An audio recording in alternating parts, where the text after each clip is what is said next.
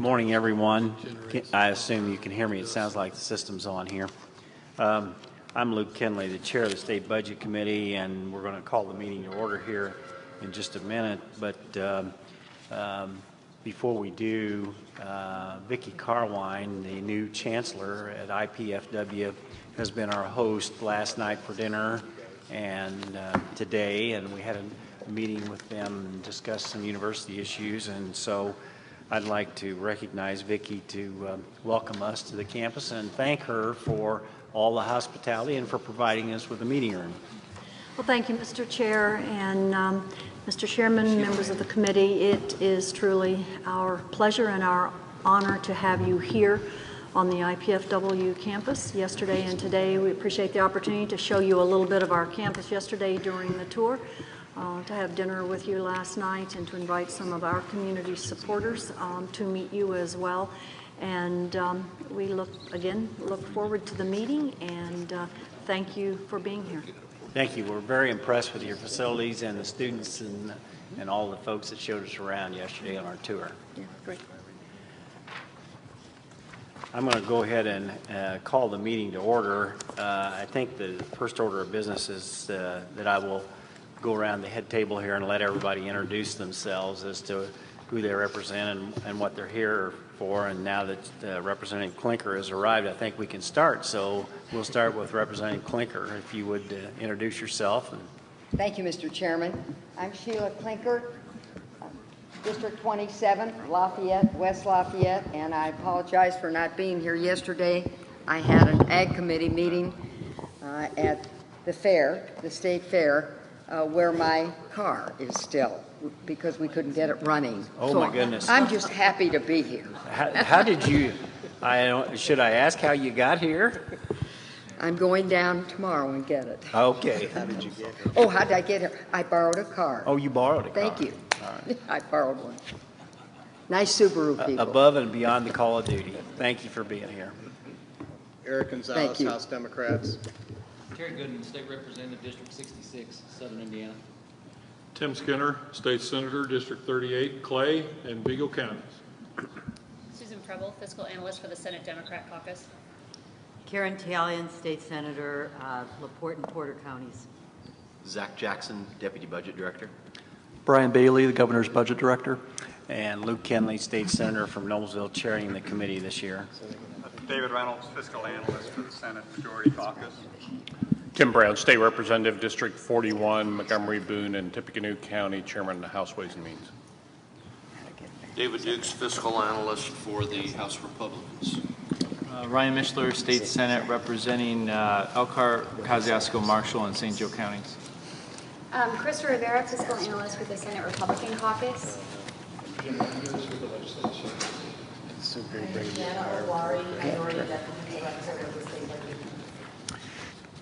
Thank you all. We are webcasting this hearing today so that people can watch it all over the state. And yesterday we had the opportunity to tour Micropulse, which is a business between here and Columbia City, a very successful Indiana-owned business that really, it was just so impressive in so many ways, not only for the type of sophisticated company that they have, making medical device equipment and other things, but the camaraderie of the employees and the whole structure. So that was a good visit. And then we spent time with Ivy Tech as well as IPFW, and so we're going to conclude with our business meeting today. On the agenda itself, we have a fair number of items, but I want to draw the committee's attention to actually on page 7, the last 4 items, which are discussion items. We have a report today on the IPFW governance structure discussion, and also Brian is going to share with us kind of the state budget agency's methodology in terms of handling the budget this last cycle, so that we can kind of begin to think about the next budget that we're going to be doing in the next session, and an update from the Biosciences Research Institute. And then we've had the IEDC is going to report to us on the the findings that they made and the plans that they have of how to make their process more appropriate in light of the Elevate Venture discussion. So those are pretty important items that I think we'll need to perhaps spend a little time on. And so at this time, I'll call the meeting to order. And the minutes of the last meeting have been distributed. Are there any amendments to the minutes themselves? Is there a motion to adopt the amendments? Mr. Chairman, I move we adopt the minutes. Second. It's been moved and seconded. We adopt the amendment. All in favor say aye. Aye. Any opposed? Thank you. We have a proposed agenda that has been distributed to all the members and released to the public. Are there any amendments to the proposed agenda?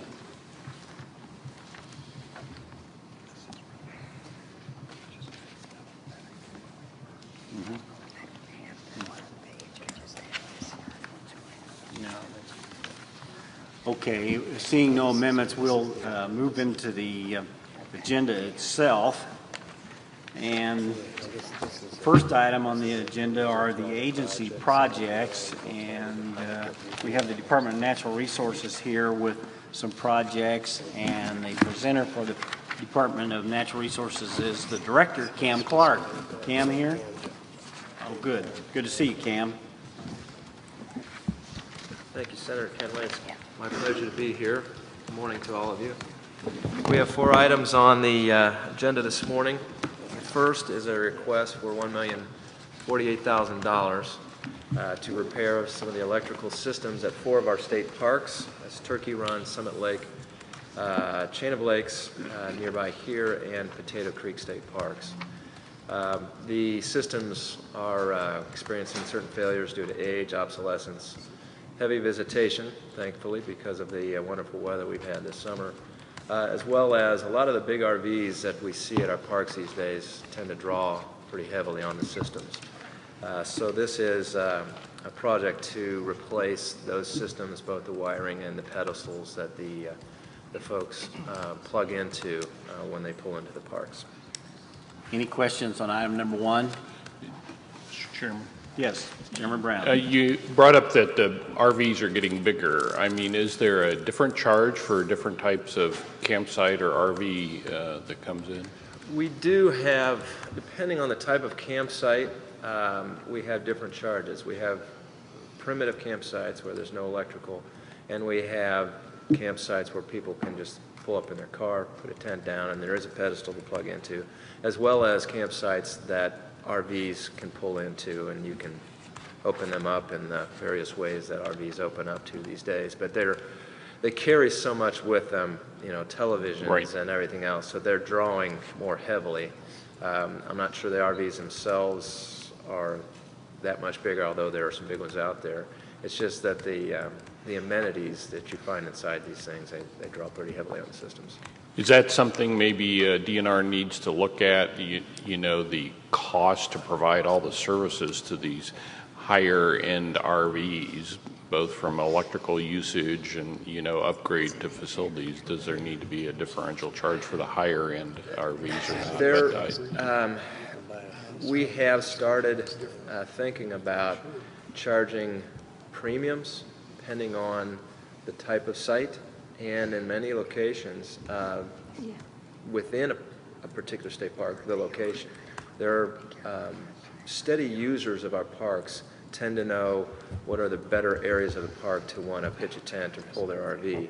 So they're essentially premium sites. So we're giving consideration to adjusting our schedule here in the next year or so. And I understand some of the state parks also fill up depending upon the football schedule too, don't they? Yes, and if we could get that, you know, we can get the usage we get in the summer beyond the summer months, we'll take it. Any other questions? Okay, item number 2. Our second item is a request for $616,558 for the Division of Forestry to finish the certification process. This is a process that serves multiple purposes for us. There are 2 national and international organizations that will certify forest management practices as sustainable. We have managed to obtain that certification from both those organizations for a number of years now, but that is not without cost. The benefit, however, is that the timber that comes from our forest with this certification carries added value down the line as it goes through the timber industry. And that is very important anymore to manufacturers that they can take in certified wood and can mark their end product as certifiable. Makes that much more marketable. Any questions? Item number 3. Our third item is a request for $515,000 for the Division of Forestry. We have, on 3 properties, we have some large storage buildings that are older. They no longer meet code and need to be replaced. On those 3 properties, we have 7 of these buildings. The project is to demolish all 7 and replace them with 3 buildings, larger 7-bay buildings. In addition, this money would be used to rehabilitate 2 offices on 2 of our state forest properties that are in the same building as the shops. And those offices not only are available to employees, but that's where the public goes when they have questions as well. And it's not a good situation to have the public walking into a shop where there's chemicals and work going on. So we'd like to rehabilitate those offices so we can put in a separation, if you will, between what the shop activities and the office activities. Question on number 3. Okay, number 4, Cam. Our fourth and last request is a project costing $160,000, but you'll note that the request for $160,000 really only includes $40,000 of state money. This is old money from 2005 that we're requesting be released for this project. We have a nature preserve called the Conrad Savannah Nature Preserve in the northwest part of the state. That is a black oak savanna type nature preserve where we're having a difficult time controlling native invasive species, which is a little unusual. Normally we're trying to control invasive non-native species, but in this case we have some native species that are taking over the savanna, and our nature preserves, if you're familiar with them, are all very unique, and they're a snapshot of a particular area of the state and the unique flora and fauna from that area. And this particular type of savanna is a black oak savanna, and we're having native species trees come in, and they're starting to take over the savanna, and that's what the project is for. But again, it's only about a quarter of it is to be paid for out of state money. Is this accessible by the public at all, Cam, this preserve? I believe it is. Yeah. Any other questions? Okay, thank you. Thank you all for very coming. much. Next, the Indiana State Museum, Laura Menzies.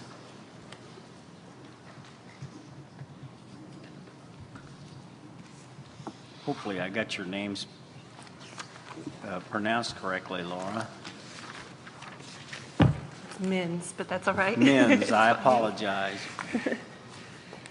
Hello, everybody. Members of the You have an committee. interesting project here. Tell us about it. Yes, we have the rehabilitation of the Corydon Capitol State Historic Site, particularly the rehabilitation of the square on which the first state capitol building sits. It includes mostly infrastructure, because as we have a life of these historic buildings in perpetuity, we have frequently, or not frequently, but every so often we need to go in and replace things that are failing, and we have some failures in the drainage system and also in the electrical system throughout the square. Any questions? I assume that because there are so many historically important buildings to the state that we have some obligations and responsibilities that other than the local community would have in terms of keeping this up. Is that sort of the premise? The square here? itself is a very popular community gathering place. And they have during the summer, they have Friday night concerts and just very frequent different events on the square in Corydon. Any other questions? Thank you very much. Thank you. Department of Administration, Dan Hugie. I'm sorry. No I problem. should get that by now. I've been used to that for about 50 years now, so no problem. Well, you are a rather large fellow, so. Yeah. Thank goodness. I had a grandmother that was 4'11". I always felt sorry for her.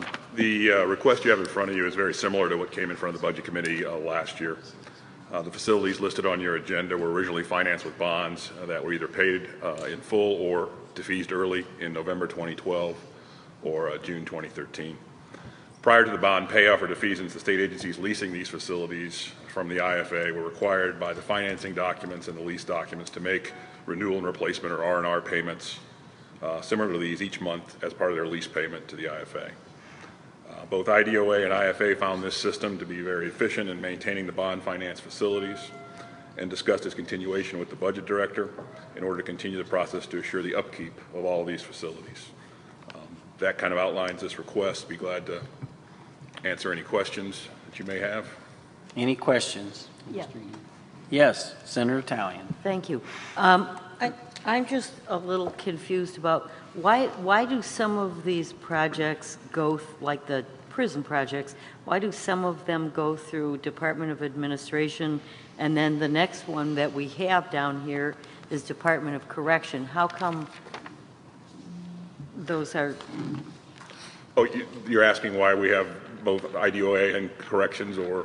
Yeah. Yeah.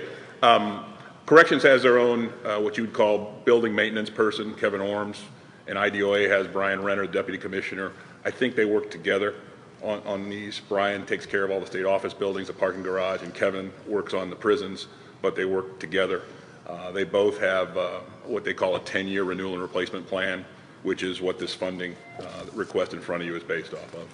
All right, but your request includes 2 prison projects. Am I reading that right? That's correct. Okay, all right. I didn't quite get it, but all right. All right. It's actually defeasance of the bond. Senator, yeah. I believe those 2 prisons were funded through bond financing through IFA, so IFA is handling the R&R since those bonds have been defeased. Oh, all right. Okay. Just wondered. Sure. Any other questions? Thank you, Dan. Thank you very much, Senator. Department of Corrections, we have Bob Gibson today.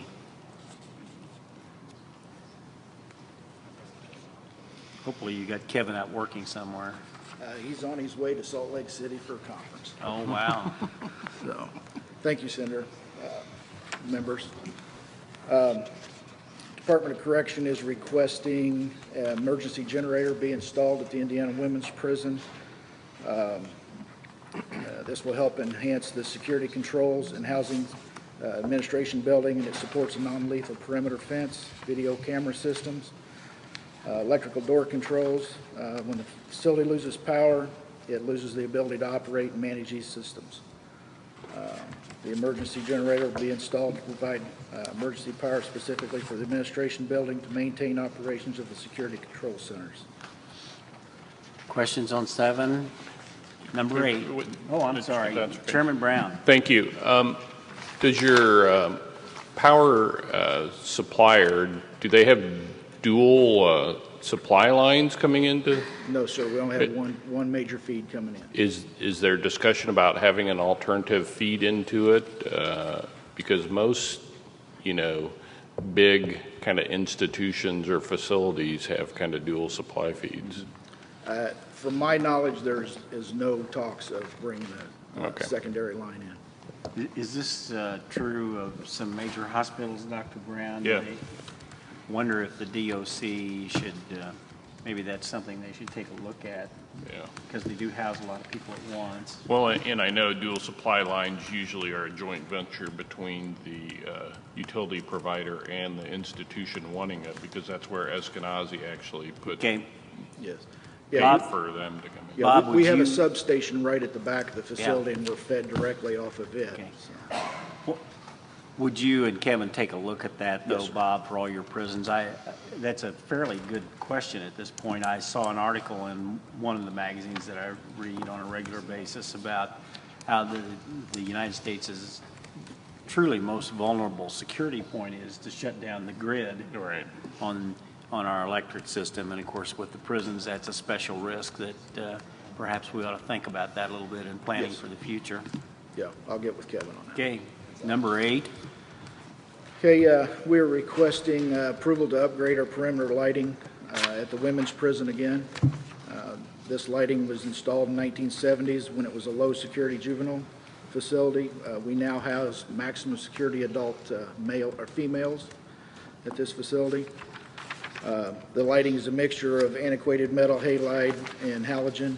It's very inefficient and costly to operate these lights. The new lightings will consist of high-input remote phosphorus LEDs that have the ability to have a instant on strike ability, and it will drastically improve our lighting out there on the maximum security women's prison. Questions on number 8? Number 9. Okay, this project is to request security controls. It's at the Indiana Women's Prison as well. The maximum security cell doors and internal lighting range entry doors, emergency exit doors, structure exit doors is all operated by a central security system. We've had multiple software and hardware failures over the years. It annually costs us right around $30,000 a year just to keep these systems going for PMs and software updates. We are experiencing multiple failures that will include just randomly doors, maximum security doors popping open on their own, and this is a very unsettling situation when you have maximum security inmates locked in that cell and they just randomly walk out the cell. Okay, thank you. Any questions on number 9? Thank you, Bob. Department of Transportation, Steve McAvoy. Have 3 or 4 items here. Morning, Mr. Chairman, members of the committee. Indiana Department of Transportation has 4 projects on the agenda. Our first project is the construction of the Crane Unit Building. We formally request funding in the amount of $2,200,000 for the construction of the new Crane Unit Building. The existing Bloomfield Unit Building was built in 1966 and consists of a single garage bay and no wash bay for a total square footage of 1,860 square feet. This unit operation is relocating to a new site near Crane that has city water and sewer. There's not enough electrical capacity in the existing building to meet need. The restroom is not ADA accessible for our employees or visitors, and the sizing of the existing garage bay does not meet OSHA standards. The existing site poses a risk to health and environment, and not updating the facility may have employee safety consequences as well as OSHA fines. Asbestos, lead paint, and mold are prevalent throughout the building, and due to these issues, respiratory problems may exist now or in the future, causing risk to our employees. In addition, environmental impacts of not containing our wash water and site stormwater runoff could lead to future costs associated with site cleanup and water quality. Operational issues may also lead to public safety consequences and concerns, as the time to repair our dump trucks lengthens our service time during a snow fight. It should also be noted that the design of this unit building at 5,243 square feet and $222 a square foot is only 1% higher than the previous NDOT unit building average of $219 a square foot. Upon completion of this unit building, the existing Bloomfield unit site will be sold. Any questions on number 10?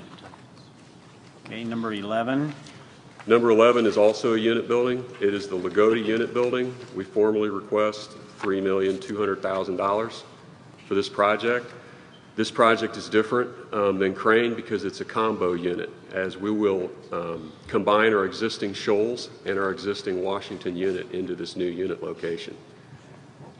The existing Shoals unit was built in 1966, also a single garage bay with no wash bay for 1,860 square feet. The Washington unit was built in 1964, also a single garage bay and no wash bay at 1,860 square feet. The combo unit operation is relocating to a new site near Lagodi that does have city water and sewer. The existing Shoals unit building has extensive structural issues. There is also not enough electrical capacity in either building to meet need, and neither have ADA accessibility for the employees or visitors. And the existing garage bays do not meet OSHA standards.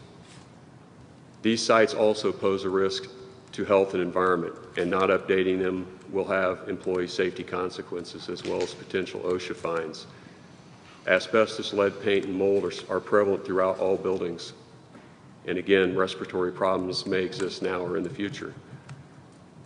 Environmental impacts of not containing our wash water and site stormwater runoff could lead to future costs associated with site cleanup and water quality, the same as Crane. And again, operational issues, may lead to public safety concerns and will lengthen our snow fighting ability. The design of the unit building at 10,298 square feet and $206 a square foot is 6% lower than the previous NDOT unit building average of $219 a square foot. Upon completion of the new unit building, Shoals in Washington will be sold. Any questions on number 11? Okay, thank you. And number 12, also at Lagodi. Yes, this is the construction of the Lagodi Unit Salt Building. We request funding in the amount of $1,150,000 for this structure. This unit building will be sized in accordance with the 5-year salt usage average for the Shoals and the Washington unit sites, which is currently 3,500 tons. This new building will allow for the loading and offloading of salt under roof. It will eliminate the safety concern of having to load and offload salt outside in the weather.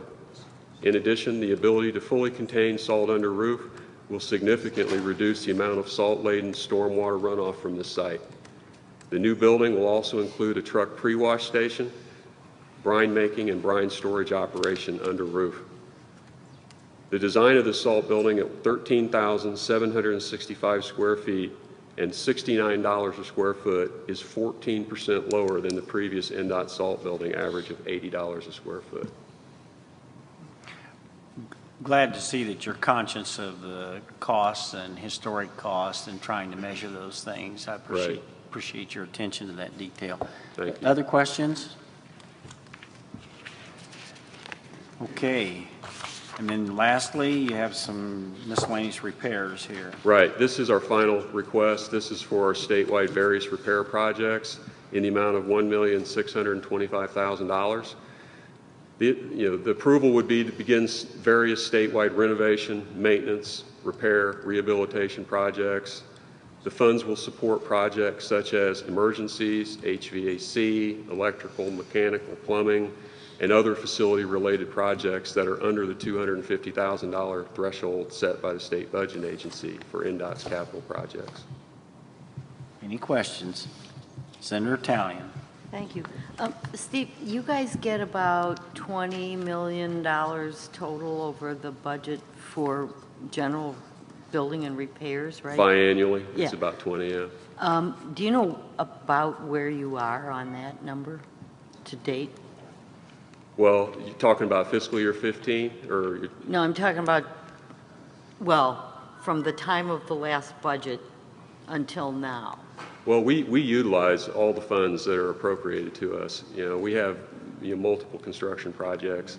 So, the last biennium that that we had, we spent the money accordingly. Does that answer your question? I'm trying to understand what you're. I guess I just was trying to figure out, of the 20 million Yeah. that how much have you spent so far? We're about halfway through, right? We've probably spent at least half to a little more. Okay. A lot of projects are still in design and not under construction yet. So, we haven't encumbered some, but, we're on target.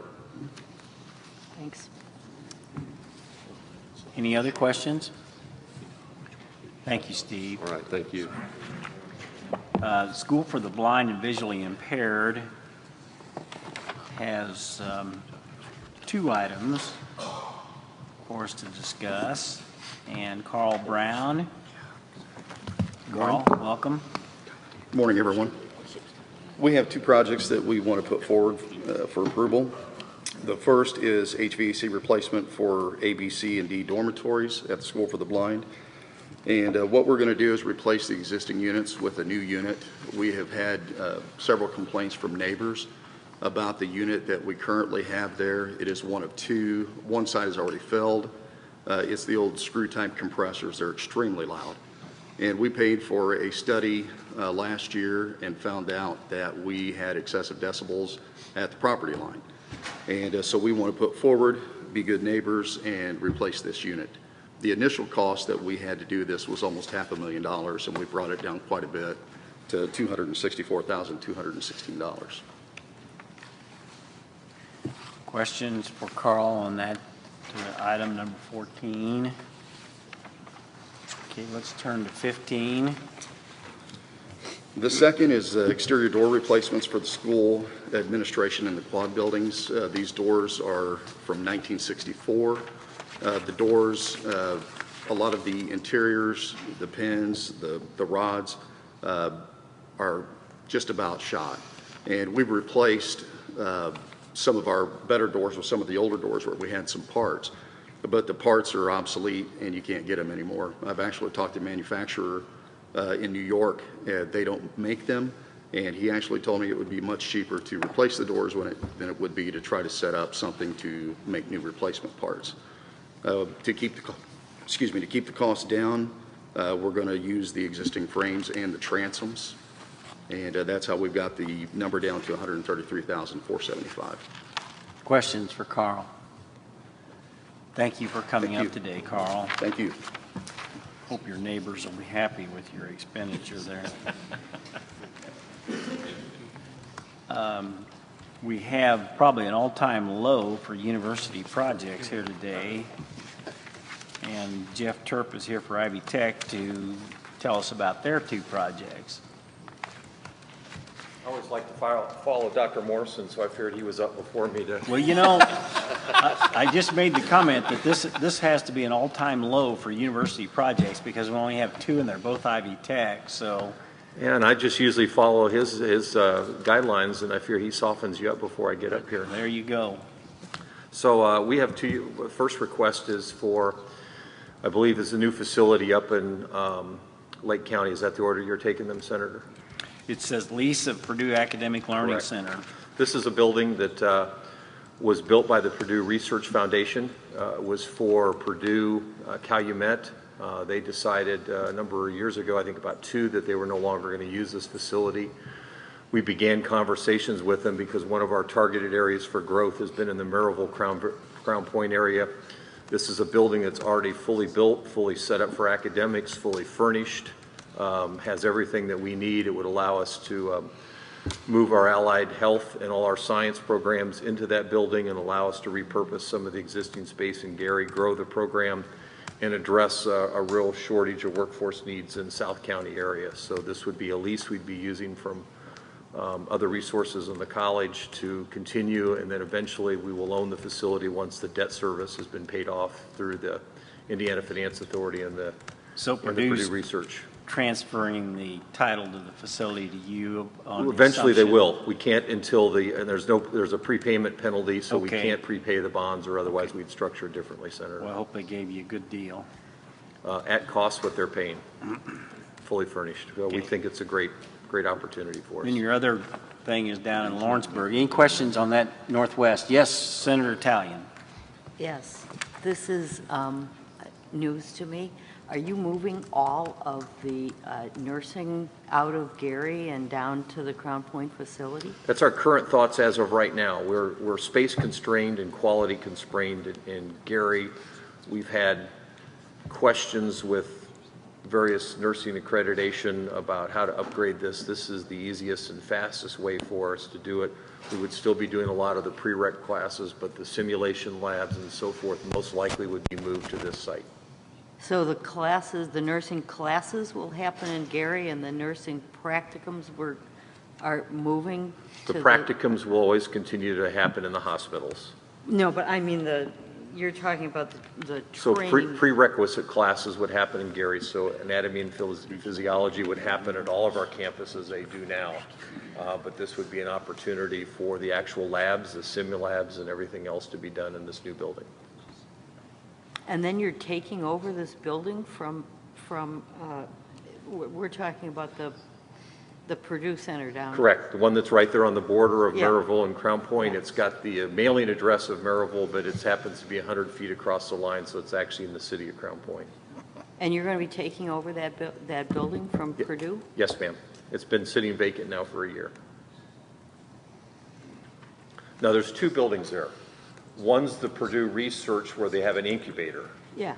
This is the building where they taught classes that's been sitting there vacant. They have not had classes there in the last year.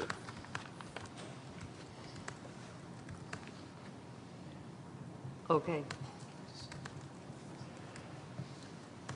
I just want, has this been vetted with all of the people from Northwest Indiana? This is the first I've heard about this. The Northwest Indiana Forum has had a couple meetings there now trying to figure out, and they've invited various people. I could find it here in my email if I wanted to, that they've invited the leaders from various communities and the business community. They've had 2 series of sessions where they're trying to figure out how to make that a new education corridor and capitalize on it so what happened previously doesn't happen. And I was told that they're going to have a legislator forum sometime in September once they kind of have a vision for how they're going to try to do that and invite all the Northwest Indiana legislators. But that's a little bit out of my preview since that's the Northwest Indiana Forum that's been taking point for that overall vision and theme for what they're trying to do there. Okay, I guess my point just is that the legislators are being told about this after we approve the lease. So, all right. Anything else, Senator Talia? I guess not. Okay. Any other questions? All right, Lawrenceburg. Lawrenceburg's a unique opportunity for us. It's been communicated by the area, especially from the Batesville area where Hildenbrand, Hill-Rom, Batesville Caskin and so forth are. The other businesses we're trying, that one of the voids in all of southwestern Indiana from Columbus through the rest of the Echo 15 is a void of advanced manufacturing centers and avoidance of really high technology training programs. This is a great opportunity for us as the college, and that the community through the city of Lawrenceburg and through some of the gaming revenues are going to pay for an advanced manufacturing building as an addition to our Riverfront campus, Lakefront campus building. And so this would be paid for both by the city and through the other gaming revenues that we receive. Any questions about the Lawrenceburg transaction? Jeff, I'm sure that on the first item that it's probably better to have an unused building meet a use of one of our institutions than it is to leave it empty. Generally, Ivy Tech's pretty good about keeping all area legislators informed about some of your plans, and I know you've been doing a lot of facilities work in the last couple of years, so maybe it slipped by, but we need to make sure that not only legislators on this committee, but other legislators, and when you're making changes, that you keep them posted as much as you can. I think you've always tried to do that pretty thoroughly, but maybe we didn't quite get there this time. Yeah, I have a feeling now that based on what Senator has just indicated to me, that the group of people they communicated with may not have been broad enough to include all of Northwest Indiana, and if that's the case, we'll address that immediately. Well, as I said, surely it's going to be better us to have a building occupied and used, then Well, and especially when you look at the Crown Point, Maryville, and the South County area that we're drawing from, it's the percent of people proceeding on to school is the lowest portion in some of the areas, and by having access and affordability there, Okay. we think that's going to help. But thank you for that. Yes, All right. sir. Any other questions? All right, thank you. Okay, turning to the review items, here from the commission is Dominic Chase, and we have a primary care shortage area scholarship information.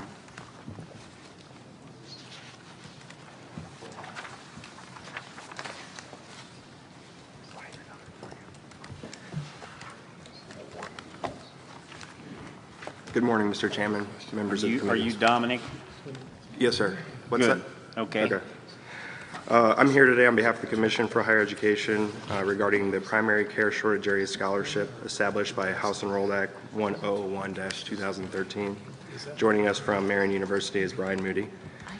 The scholarship program exists to increase the availability of primary care for residents in primary care shortage areas by providing incentives to medical students who agree to provide primary care in a shortage area immediately after becoming a licensed physician.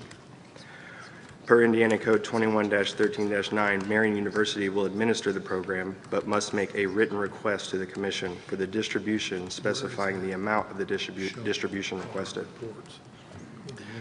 Marian University has requested scholarships for 177 students at an amount of $10,000 per student for a total of $1,770,000 for the 2014-15 academic year. This requested amount is less than the $2 million appropriation in House Enrolled Act 101-2013 for this purpose.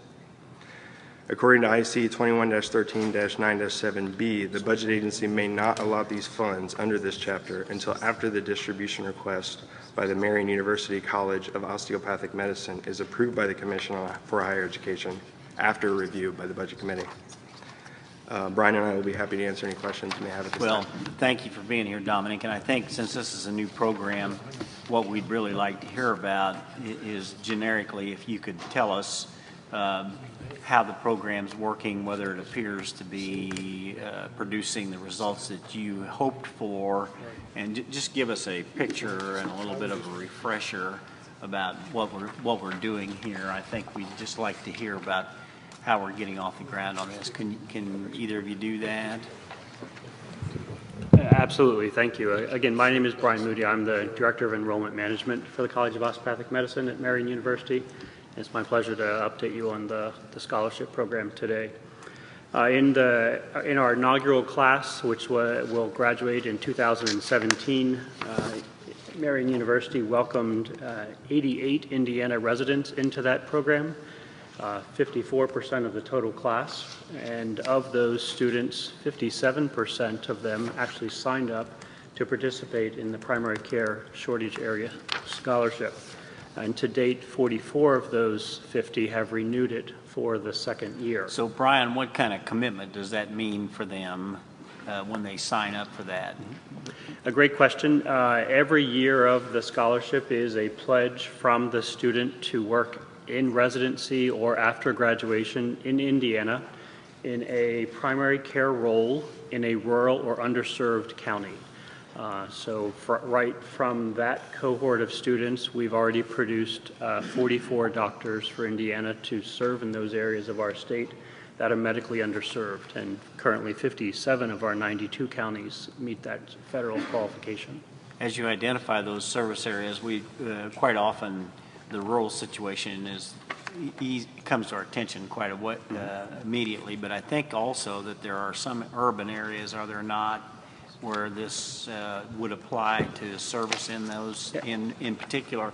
Are those, if I recall, were those determined by the U.S. Census statistics of some kind about the service areas, or how do you figure out what is an underserved area? Correct. We default to the federal government's definition of what is a medically underserved area. Most of them are in rural counties where there may simply be low income or a large population of homeless individuals.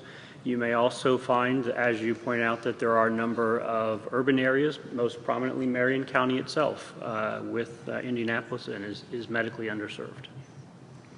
Well, this is a new area, and we did, you might say, take a chance on this program as a new program for the state of Indiana. And your college, Osteopathic College, is new as well. Correct. But it's anticipated that with all the changes going on in healthcare, that we're going to need more primary care physicians. So we're hoping that this produces the intended result. And part of the responsibility of the budget committee is to ask you to come in once a year and kind of tell us how it's going, and so we can evaluate.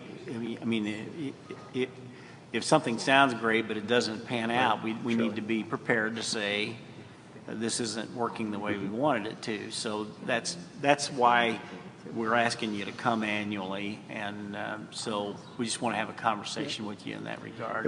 Any comments or questions from other committee members on this program? I just have a question. Senator Talion? Thank you. So you said that for each year that they get a scholarship, they pledge a year. Is that what I... Absolutely correct. So for a year, so it's kind of a year for year? A year for year, absolutely. So in the inaugural class, there are 44 students that have pledged to work in Indiana after graduation in one of those areas. And in our second class, which just started on August the 4th, there are an additional 37 students. And those numbers will probably moderate out around roughly the same amount. And so to date, we've produced over 80 doctors for Indiana. Those are written commitments to go back and work in primary care, either in family medicine, internal medicine, pediatrics, OB, or general psychiatry. And in most areas, when you look at osteopathic medicine, about 60% of students go into primary care. And right now, we're averaging right around about a little over 50% ourselves. So we're right on track to meet those national goals and to help Indiana as well. Dr. Brown, I don't want to put you on the spot, but as you think about this program, as they begin to move down this path, do you see any particular hurdles that may be an issue that that the college needs to be aware of and we need to be thinking about too? Thank you, Mr. Chairman. Had discussions with college and making sure that the support as we look forward in the budgeting that, will ramp up to 4 years of students. So Correct. Those numbers will continue to grow as we look toward the next budgeting cycle. But one of the other things I think I wanted to comment on, I appreciate your discussion. I don't really have anything else to add about what's happening at Marion, but Dr. Bouchon and I on our healthcare tour, we talked to a lot of students, and they're not really prepared as a first year or second year to make that long-term commitment. Mm-hmm. And so as we look at this, we might focus on third or fourth year and retroactively give some support. Okay. But then that would be kind of a bigger lump of money, kind of the rabbit through the snake as that moves through the process. But I think we might get more students interested if we went in late third year, fourth year after they have some of the clinical experience and say, hey, that is something I really like, pediatrics, and so that's what I want to do. It's an excellent point. Most students don't begin to formulate their long-term career plans until year 3 and year 4 of the medical program when they start their clerkship rotations. At Marion, students do start clerkship rotations in the first year already through a mentorship program where we get them out into the community. As we talk to students about why we're only kind of hitting about 50% of the class that wants to participate in the program, one of the concerns is that they are a little unsure about what the future holds. And to sign a year of a commitment to pledge, medical students are very type A. They are very organized, very methodical, and they look long-term and down the road. And making that commitment today when they may not feel like they can fully fulfill that commitment is something that they take very seriously. And so I do think that the third and fourth year may see a tremendous extra increase once they get out and they start to get their feet wet in a number of those areas. Representative Klinker. Thank you, Mr. Chairman. Are we talking about all of the med schools in Indiana, all the 4-year medical schools? for scholarships? This particular program, from what I understand, supports the Marion University College of Osteopathic Medicine right now. Just Marion? Correct. And how many scholarships are we talking about? To date, we've awarded 177. The reason I ask is that Purdue now has IU Medical four-year school at the Purdue campus. And there are new young people that are looking at primary care. How many years do they have to say they're going to practice in the state of Indiana in order to receive this scholarship? It's a one-for-one commitment. The agreement that the student signs each year says that they can receive the scholarship for a maximum of 4 years. So that would be 4 years in return. So it's a loan forgiveness program? In some ways, it is a service program in exchange, correct? So it does end up being a forgiveness type thing, yes. If the student does not fulfill the obligation of the agreement, meaning they don't work in Indiana, they do not work in primary care, or they do not work in an underserved area, they owe that money back to the state. They have to pay it back. Absolutely correct. Thank you. You might go back and in preparation for the budget, which we will be adopting in 2015, talk through particularly the comments that Dr. Brown's made here among your people, and see that even though it's still a pretty new program, if maybe there's some validity to a few fixes on the system, that we ought to begin to start thinking about those now. Absolutely. And then, of course, the process on the way the budget works is that Mr. Bailey here, who's the budget director, why he makes a request to the legislature for a proposed budget at some point, and then it would go to the House Ways and Means Committee, which Dr. Brown chairs, and then it would move through the process. So you might think about that process and how you get yourself prepared to make sure that we make the most of this opportunity. Absolutely. We're very, very grateful together between the state's willingness and innovation to produce this program. We're making doctors for Indiana, which is exactly what we need, which is hopefully very good for the citizens. Any other questions or comments? All right. Thank you for coming up today. Appreciate your Thank you very much. Testimony. The IEDC 21st Century Fund investments, we have a couple, and I have Eric Doden on the agenda. Is Eric here? There's Eric. Oh, no. I thought he'd be out drumming up more business. He's a pretty important guy to be coming to these meetings. Eric, good to have you here. Thank you, Chairman. Good to be here. You have a couple of projects you want to report to us here. And by the way, before you start, the company we visited yesterday, I can't remember their name, Micropulse, they had received either one or two 21st Century grants, and they now have 255 employees. They're all Indiana people. They plan to stay here forever, and so that was a great success story for the IEDC. Yeah, they're a very impressive company. We're very pleased to have them in the state of Indiana and part of the Fort Wayne community. It was impressive. Well, Chairman, thank you for having us. I'm Eric Doden, President of the Indiana Economic Development Corporation. And Steve Aker, the General Counsel for the IEDC. Before we start on the deals, I thought it'd just be germane to talk about three things that are consistent with each of our deals. First, our deals, when we put or recommend putting money from Century 21 into companies, it's a convertible note. It is not, necessarily equity, nor is it debt. We make it convertible for a couple reasons. In some cases, these companies do very well financially, and if they do well financially, we're able to convert that then to equity and participate in that, which can eventually help us with becoming an evergreen fund, meaning that we would not have to come back to the General Assembly for additional funds at some point, would be our goal.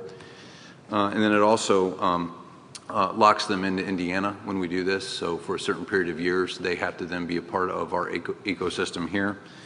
And then obviously we want the jobs wins. When they're locked in, then when they create jobs, as they create jobs, it allows us to have those jobs be here in Indiana. The second thing that we require in every situation is a co-investment by the private sector. For example, in our two deals today that we'll talk about, Gusto and SteadyServe, Gusto has a co-investment or leverage ratio, as we call it, of 2.5 to 1, meaning that 2.5 private dollars will be matched by every dollar that we put in. In SteadyServe, we have a 4 to 1 leverage ratio, where $4 of private dollars will be put in for every dollar that we put into the deal. And by the way, I just want to point out that this leverage ratio does not include future investment. So in some cases, we've had follow-on investments that actually increases our leverage ratios, in some cases from 6 to even 10 or 12 or 13 or 14 to 1. And then the third thing to point out is that while we are recommending putting these investments in, these investments are put in tranches based on achievement of certain milestones. And so we don't just put the money in day one. We make sure that they achieve the milestones that we set out in the agreement before we actually draw down the money over time. And with that, what I'd like to do is go into each deal. Gusto is based in Indianapolis, Indiana. It's a up to $2 million information technology play. It's a business to consumer play. A very impressive team. I think one of the things that we talked about when we were talking through this deal with the entrepreneurship committee is how impressive the team is that was put together in this play. As I've already mentioned, the leverage ratio is 2.5 to 1, so we think there's private co-investment of at least $5 million that will have to be put into play here for them to draw down our $2 million. We've previously not invested in this company. This is our first investment in Gusto. And in short, they have called themselves sort of the Google of your personal Google. So they allow you to take all of your information and all of your different applications that you have across the spectrum and put them into their system, and that way that you have one system in which you can identify both pictures and information and different things that you need to access quickly. And they project that they will have 1.7 million in revenue in 2015 and 4.5 million in 2016, and their headcount is currently at 12 in 2014 or headed to 12, and will then grow to 17 and grow to 26. Now, I want to point out that whenever a startup company gives you a headcount, it is a plan, it is a projection. And so, but we also require that they give us their plan and their projection so that we have some understanding of what they at least are trying to accomplish, so that we can in some way hold them accountable. I mean, not fully accountable in the sense that we can dictate what they do, but we want to see how close they come to hitting their plan. The second opportunity is SteadyServe Technologies, LLC. It's based in Carmel, Indiana. It's up to $1 million. It's an information technology play. Essentially, what they're focused on is an issue that's happening right now with keg inventory management in the order management in the beer industry. They have a system in which they can help proprietors manage their inventory in a way that has yet to be done. It's very innovative, very creative. We think this is a very strong opportunity. Leverage ratio of 4 to 1. We've already had a previous investment of $1 million in this firm and a $5 million co-investment. So this is a success story already, and we anticipate it will be a further success story. They project revenue of $12.2 million in 2015 and $40 million in 2016. This would potentially be a very fast growth company, as they're solving a problem that is national and perhaps even beyond national. And very exciting to have them based in Indiana and growing in Indiana. And they've already received a lot of national attention on this project from very large players in this industry that we're very pleased to see.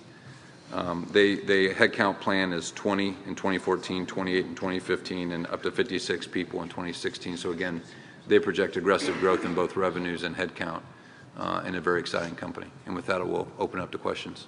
Any questions on either of these proposals?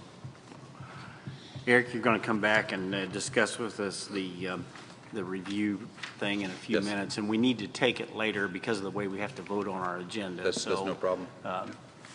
We'll try to get to you quickly. Any questions? All right. Thank you very much, and thanks for your good work with that company we visited yesterday. Thank you. Great. Appreciate it.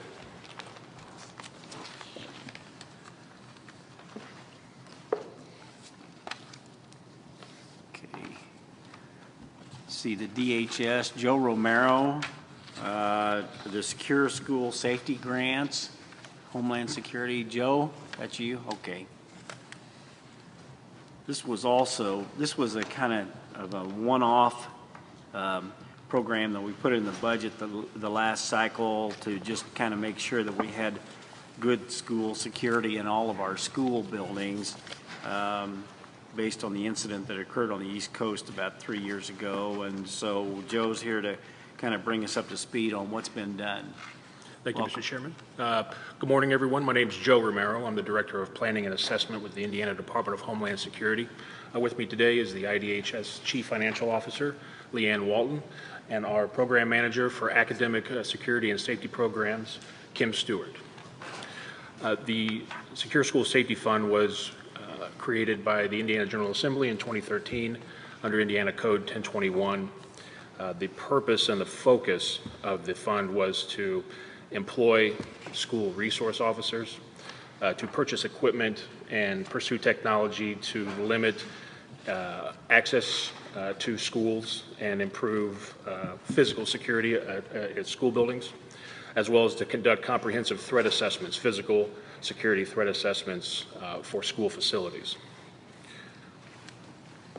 There were 268 applications and over $9 million awarded for fiscal year 2014.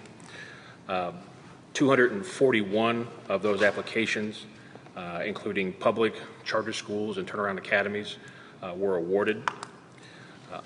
That funding was used to hire 116 school resource officers, conduct projects, 196 separate construction projects to improve physical security, including door locks and access control systems, and to conduct 18 physical security threat assessments. The immediate impacts were enhancements and improvements to physical security and safety for 77% of the public school students in the state of Indiana. That's over 1 million students that were impacted by this project. And in a broader sense, it has forced school administrators and teachers to think about school safety and security in a completely different way, and to broaden their perspective on how to keep children safe in the aftermath of tragedies like Sandy Hook in Connecticut. So, Joe, do you think that we don't know whether this is intended to be a continuous funding effort or not, and we felt that initially that at a minimum there probably would need to be protocols developed and awareness developed, and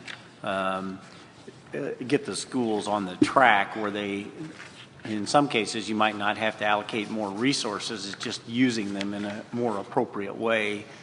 From that perspective, do you think this exercise worked, or give me a picture of kind of what you think maybe we did for the schools in this regard?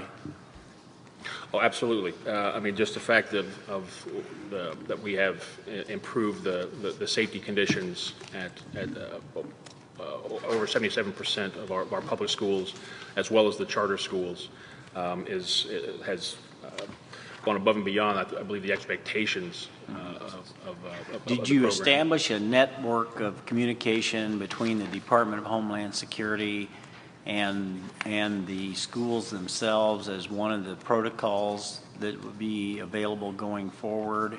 And I know you have all this, you're always working on this high security stuff about things that could happen in any location in the United States of different kinds of threats. And so are these schools going to be included in an access network to a system that you have, or you follow what I'm asking here? Is this to support additional grant funding or program goals, or in terms of supporting a response to an incident? Well, I know the Department of Homeland Security has a lot of charges with respect to security across the state, and the schools would be one part of that. And I didn't know in this exercise, as you tried to set things up in the schools, if part of that was to kind of put them in a network where they had access to, I mean, even a matter as simple as knowing what phone numbers to call if you have an event, not only your local law enforcement people, but sort of a statewide network. Well, this We've taken this grant program, we've actually begun to expand our partnerships and work directly with the Indiana State Police, the Department of Education, the FSSA, to provide information, provide resources along with the funding. So you're building a base here. Yes, sir. All right. Other questions? Yes, Chairman Brown. Yeah, thank you, Mr. Chairman. Looking at your spreadsheet, I notice some corporations had administration money spent. I'm sure every corporation had a little bit, just didn't break it out. But I'm a little curious that a couple kind of stand out. I mean, Bar Reeve Community School Corporation had a grant of $15,000 and they spent $10,000 on administration.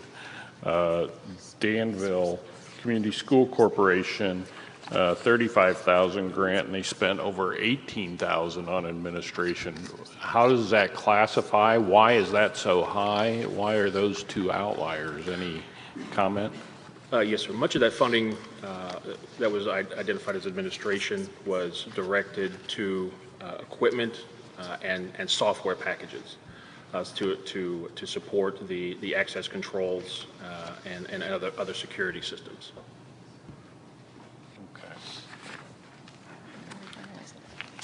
Any other questions or comments? Okay. Well, thank you for coming in today. Thank you. Next, we have FSSA. We have the Medicaid waiver information, and then it says a HIP update, which I assume is probably part of the Medicaid discussion. And the presenter is Joe Mosier. Morning, Mr. Chairman. I have 4 items to present for your review this morning. The first is a new home and community-based services program for people with end-stage renal disease. We've requested permission from the federal government to create this program and claim federal funds, matching funds to administer it. End-stage renal disease is advanced stage kidney failure, primarily due to diabetes. Folks with end-stage renal disease generally are waiting for a kidney transplant from one of the 3 hospitals in the state that provide kidney transplants. And in our transition to being a 1634 state, which I described to the committee back in December last year, where we're deferring to the federal government's designation for disability and ending our spend down program, we identified that there's about 600 individuals who were previously in the spend down program who have end-stage renal disease and would have lost coverage due to the transition to 1634. This program would maintain their coverage and keep them on their kidney transplant list of the 3 hospitals that provide transplants in the state. Otherwise, they would have lost access to the transplants. We're proposing a permanent program to continue access to the transplant services for these individuals. We have a temporary solution in place to keep them in coverage for the remainder of this year, and this program would pick up that when that temporary program ends at the end of the year and continue it in perpetuity. We submitted this request on June 30th. We think the ongoing cost of this program will be about $37 million a year. In state fiscal year 2015, we anticipate it's about 26.4 because it starts 2 quarters after the state fiscal year begins. And so that's our reason for starting this new program. We just think that this population has such high healthcare needs.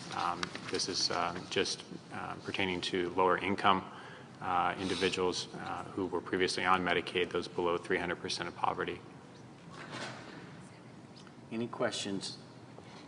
Mr. Chairman? Yes, Chairman Brown. Yeah, thank you, Joe. Appreciate it. And, you know, very vulnerable population, people waiting for transplants. Is there a high transplant rate, or because of organs, is it not a high rate? Do a lot of these individuals, as you say, do they go on to transplant eventually?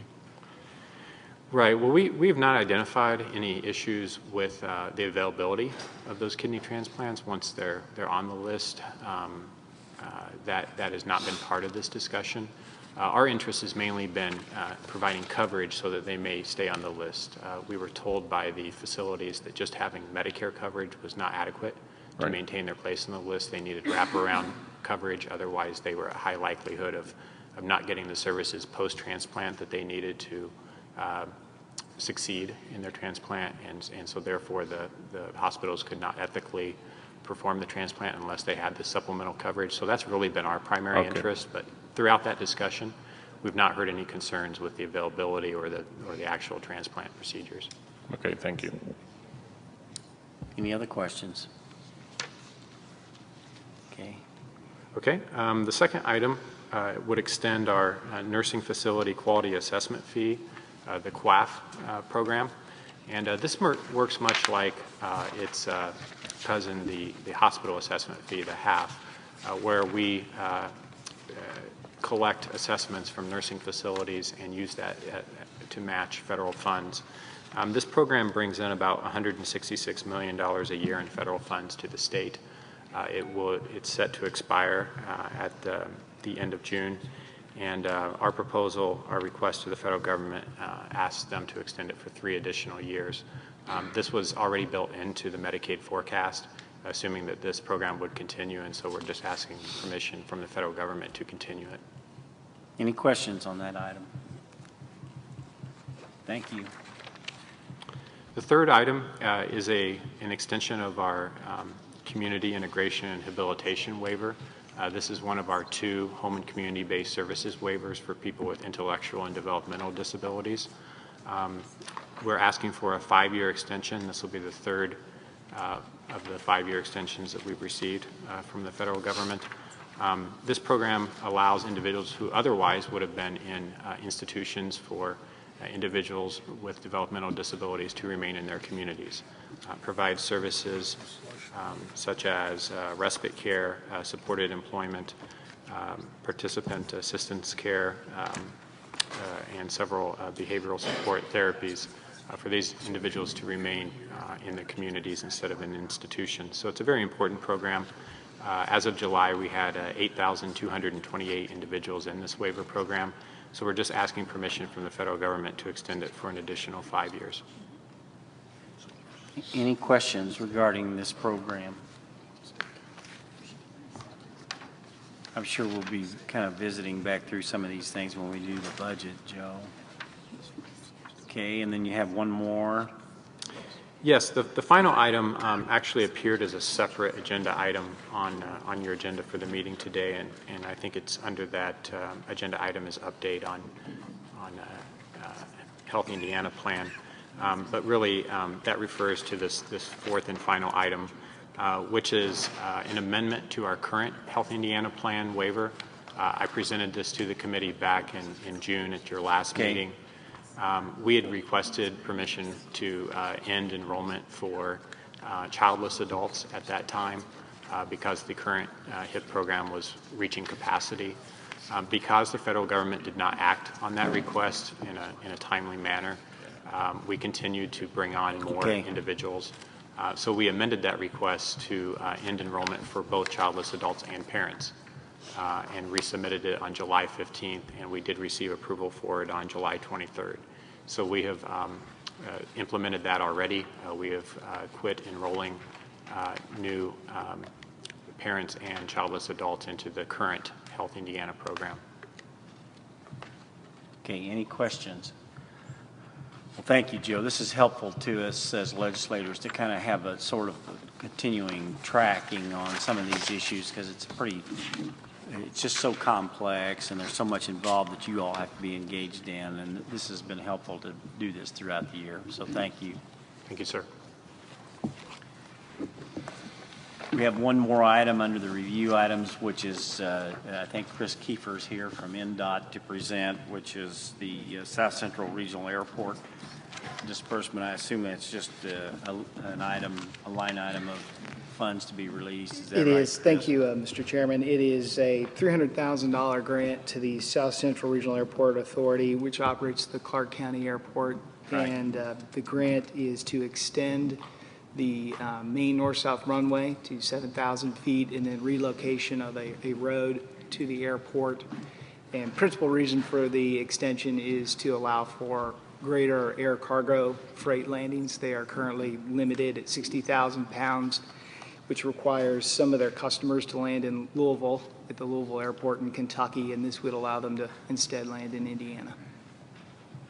We had a chance to visit that at our budget committee meeting the last time. So any questions for Chris on that item? All right. Thank you, Chris. Thank you. Okay. That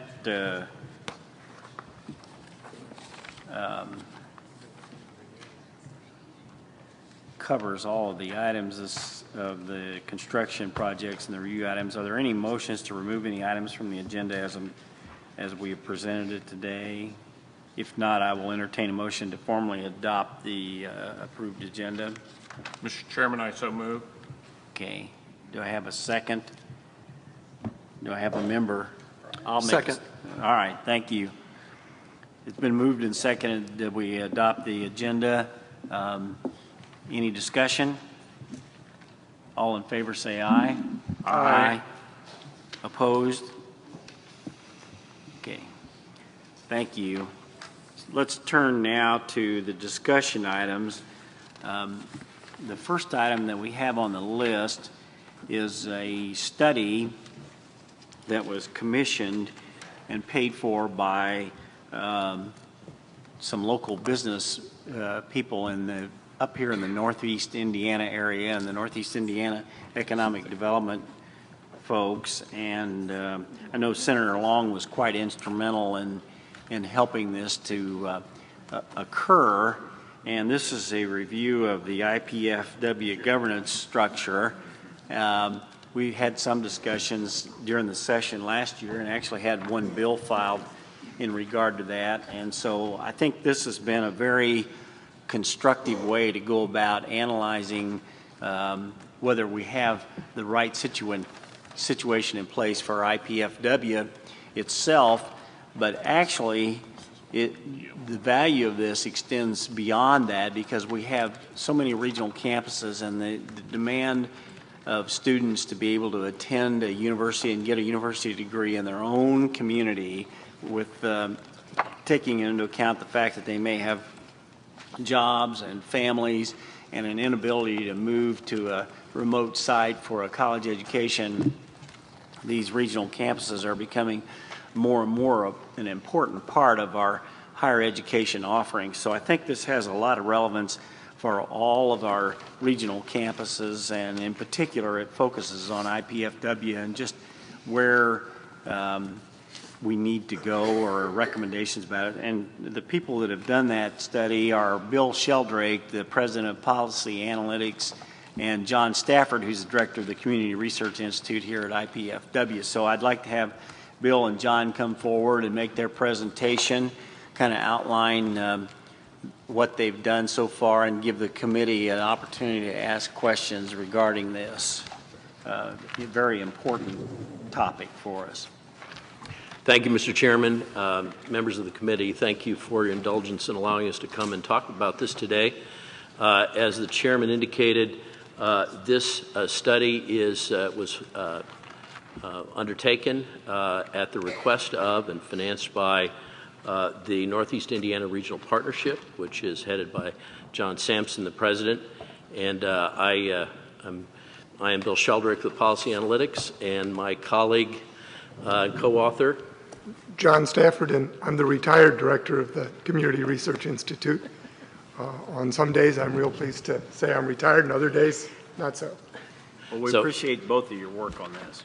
Thank you very much. Let's jump into this if we could, and if there are not quite enough copies, we have extras that we will make available, both printed and electronically. If I could ask you to turn in your report to page 4, which is the executive summary. We're happy to answer questions. We'll try to be brief in our presentation portion and then allow you to answer questions as you desire. The study process, and I'll very briefly go through it. John and I were helped by the partnership in setting up a broad, very thorough focus group process and interview process for Northeast Indiana businesses. The partnership and the region really defines the business community up here in a broad 10-county area. And so we had interviews and focus groups across that 10-county area with businesses and community leaders.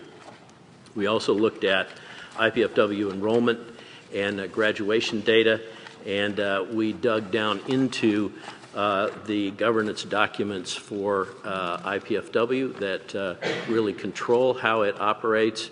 And we did have discussions both with Purdue President Daniels and with President McRobbie.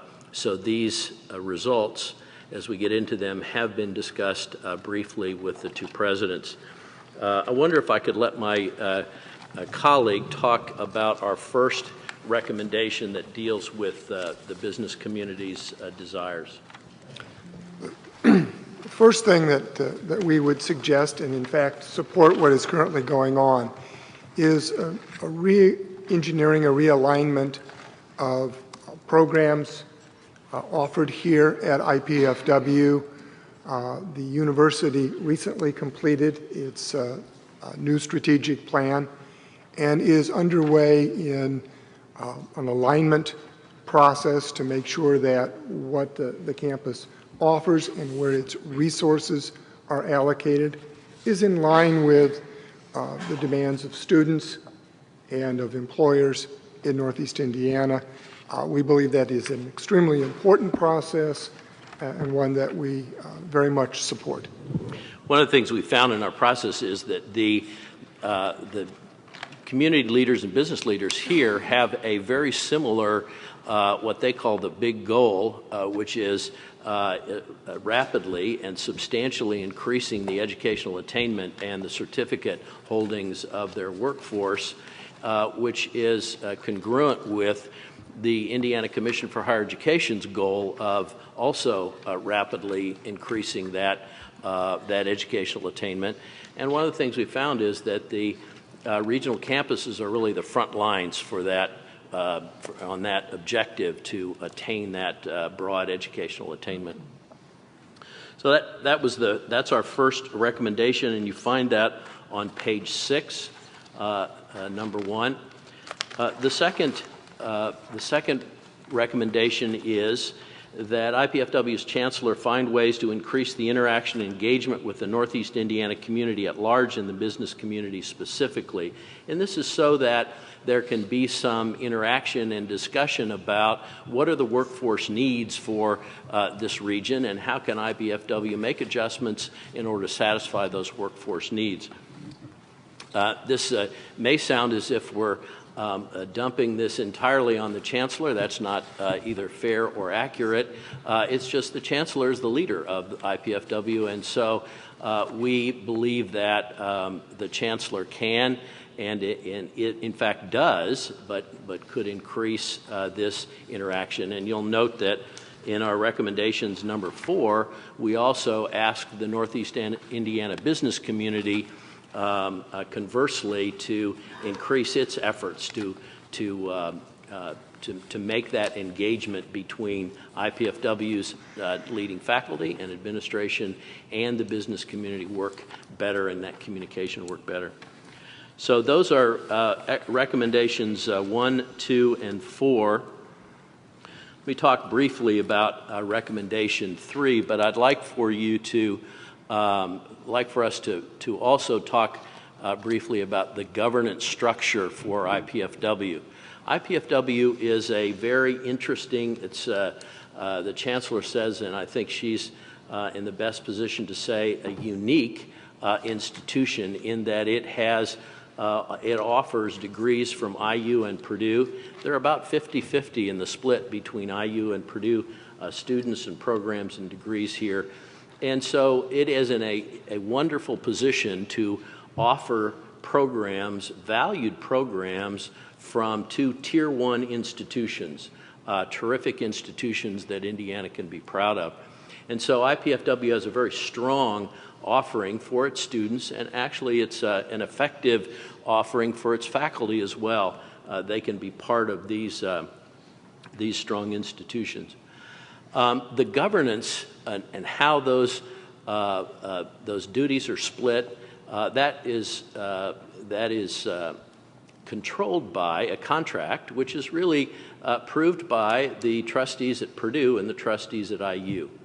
And that contract, called the Governance Agreement, and we detail that in this report on, we begin on page, let me just ask you to flip to that page 19, begins the discussion of the Governance Agreement. We also include as an appendix the entire Governance Agreement, so you can see how that contract lays out. As you are well aware, today Purdue is the Tier 1 university, the main campus university that governs, whose system governs IPFW. Our recommendation is that governance agreement be revised in such a way that IU would be the main campus governing institution or system for IPFW. There are a number of reasons for that. There are,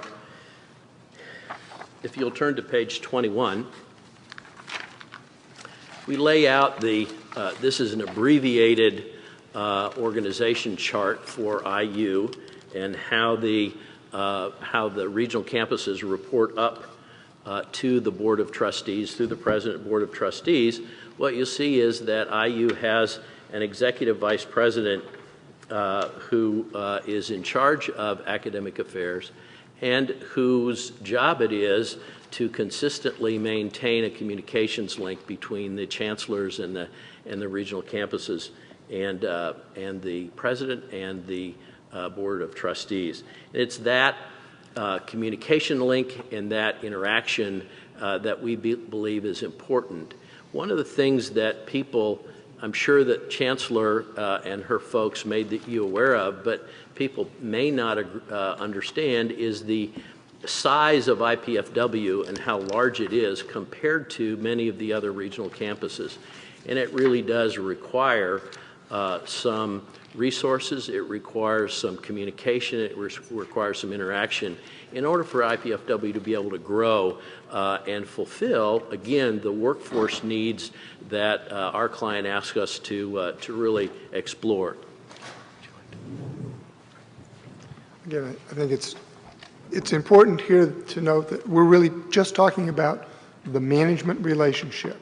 We're not talking about the course offerings, which, as Bill mentioned, are really split 50-50 between Purdue and IU. That's a real asset to the community, and we're not talking about any changes there. It is strictly confined to, in this recommendation, to the structuring of the management agreement.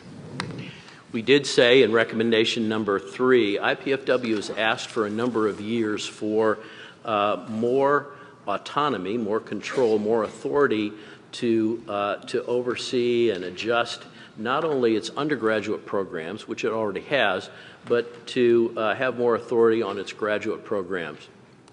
And we have recommended that take place.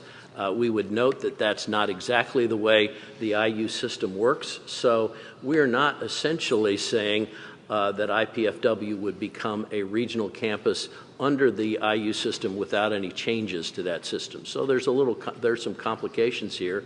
However, because this relationship is governed by the management agreement, we believe that those discussions can take place. I'm going to direct your attention now to recommendation number 5 on page 6. And we'll finish up the discussion of these recommendations and then open it up for questions. Recommendation number 5, we did look at the funding issues at IPFW and 4 regional campuses generally. We would note that, as I said earlier, the regional campuses are the front lines for significantly improving educational attainment across the state, and in doing so, we did find that IPFW was, to some extent, resource constrained. And that's something that the business community in the region also raised as an issue. So we felt it was incumbent on us to mention that to you.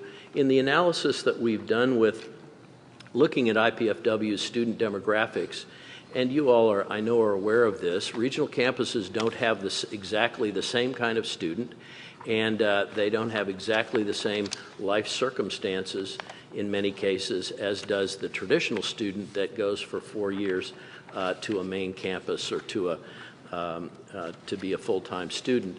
And so it is our recommendation that you all, who are the experts here, along with the commission, look at that issue and determine if there are ways to assist regional campuses to provide a metric, a performance metric that would help them increase their degree completion percentages, moving from 8 to 7 and 7 to 6 and 6 to 5 and 5 to 4.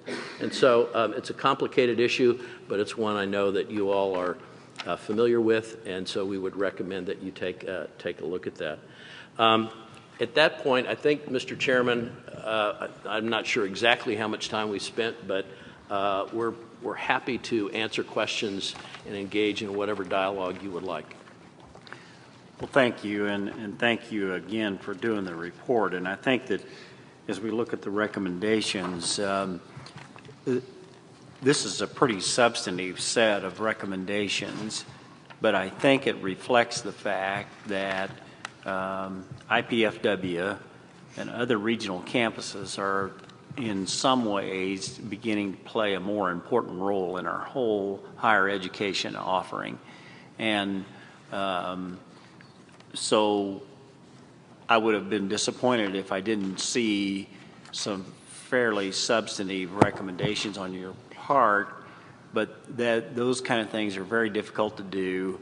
You have not only the cultural environment of a history of every regional campus being located somewhere and having its own personal history, but then you have the political environment that you work in and the community environment.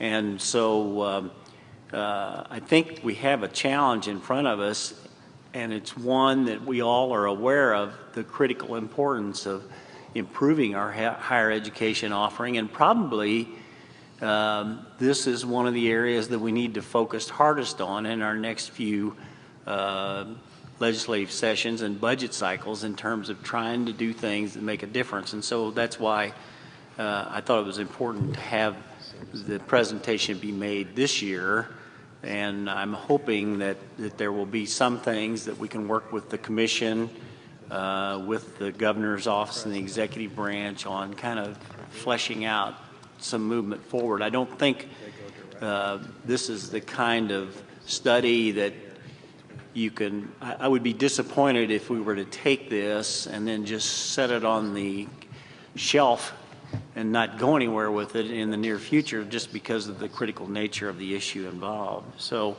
I really appreciate the work you've done, and I know that you've done a lot of detailed work and made a lot of communication with a lot of people before putting forth not only the product but the recommendations as well. So with that, are there other comments from the committee or questions? Yes, Representative Klinker. Thank you, Mr. Chairman.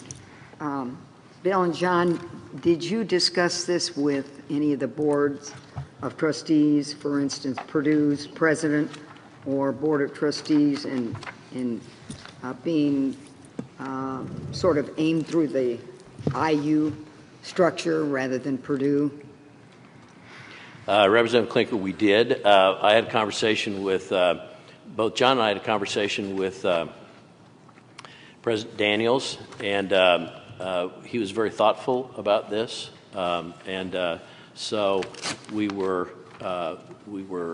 very pleased about that. I also had a conversation with a member of the Board of Trustees at Purdue, and my colleague here had a conversation with one of the IU trustees. Mm-hmm. So yes, we have had those conversations. I would say that, again, as the chairman indicated, this is there are a lot of issues here, but all of the individuals we talked to we're open to some thoughtful consideration of these things. But the governance seemed to be more directed toward the IU structure. That's our recommendation, that we look seriously at that as a potential change in the management agreement between Purdue and IU, yes. And then secondly, thank you, Mr. Chairman, the second question is, you would give opportunity for 5- and 6-year degree incentives, because I know on a regional campus, and you made that point very clear, many of our students at Ivy Tech and our regional campuses have been chastised for not finishing in 3 or 4 years. But as many of us know, when you go to a regional campus, you're working 40 hours a week, maybe more, and trying to go to school at night or half day. And I think I heard you say the incentives would remain there. You wouldn't have to graduate in 3 or 4 years in order to receive incentives. Is that what you were saying, Bill? The on-time degree completion metric that currently is supported by in the Commission's performance metrics system, there are two. There's one for a 4-year degree. You only get that degree completion payoff, which I believe for the next biennium is supposed to be $23,000. For a 4-year degree, you only get that if the graduate completes in 4 years. That's right. And that applies to both main campuses and regional campuses. And for the 2-year degree, you only get that metric. It's a smaller amount, but you only get that metric if the graduate completes in 2 years. So our point is, and we did not study Ivy Tech and the 2-year process, so I can't speak to that. But our point is that if your concern is for faster degree completion, and if you have a different demographic at a regional campus than you do normally at a main campus, then providing a lesser but perhaps still some degree completion at 6 years or 5 years. By the way, 6 years for an undergraduate baccalaureate degree is the standard that, for instance, the National Center for Education Statistics, the federal government's group, that's what they recommend. Now, we're not in any way trying to lower the emphasis on 4-year degrees at main campuses. That's an important, I think, initiative that Indiana has undertaken to make higher education more efficient for those students at main campuses. I think the issue is at regional campuses, you have a different demographic, and for those students who are employed significantly, the 4-year degree is not within reach. It's not a possibility. And so is there a way to give an incentive that may be less in terms of dollar amount, but still recognizes that a regional campus should and could reschedule its programs and degree offerings and so on in such a way that a graduate who normally would graduate in 7 years graduates in 6, and somebody who's graduating in 5 and 6 years could graduate in 5. That's really the issue, and we're asking you all and recommending that you all take a look at that. That's all. I think it's a great issue because a question was asked at Ways and Means last year, why are your regional campuses graduating much fewer in a 4-year period of time than others? And that's a question that's been asked by many of the legislators who are looking at budgets. Now, the bottom line is, I'm pleased you're looking at that because, as Dr. Cordova said, who went to Orange Coast Junior College, they never got credit for her taking astronomy, astrophysics, and so on. And she found that she was very interested in that after a degree in English from Stanford, and she went on to Caltech to get her degree. Well, that small university never got credit for her graduation. And that's happening at a lot of regional campuses where they go 2 years and then maybe come to Bloomington or West Lafayette to finish. That happened to Kevin Green, who does a lot of our facility management. 2 years at Purdue North Central and then graduated from Purdue West Lafayette. So North Central doesn't get credit for his graduation.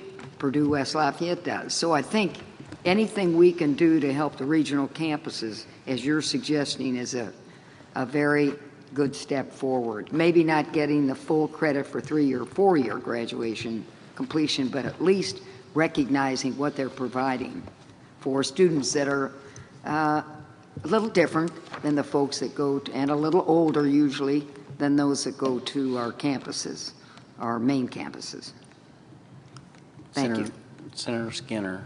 Thank you, Senator Kelly. I have a problem with the performance funding metrics as well, and I'm curious, at any place in this report, do you get specific about suggestions for improving that would benefit you? I mean, you're saying it needs to be done, but at any place in this report, do you get specific about your institution and what changes might be able to be made that would specifically benefit you? We did not make specific recommendations about dollar amounts. The data for student graduation and where and how long students are taking to graduate is really data that the commission and the individual campuses have. It's in some cases it's protected data, and I think it really is probably better under the purview of the Commission for Higher Education to undertake that analysis, Senator. So that's why we recommended it the way we did. Is the impact to you significant? Well, yes. All of the regional campuses, you say to me, if you're talking about IPFW, right. All of the regional campuses have, we can look at there's data on graduation rates in here. If you'll turn to page 17 in the report. We did use IPEDS data, which is Integrated Post-Secondary Education Data System, which is available from the National Center for Education Statistics, to look at IUPUI and the regional campuses, and you can see it there in the figure 4.4 graphic. What you see is that all of the regional campuses at 4 years are really below 10%. There's a very low graduation rate there. And again, that's because of the demographic, the types of students and their commitments and so on. You can see it increases substantially at 5 years and then increases again at 6.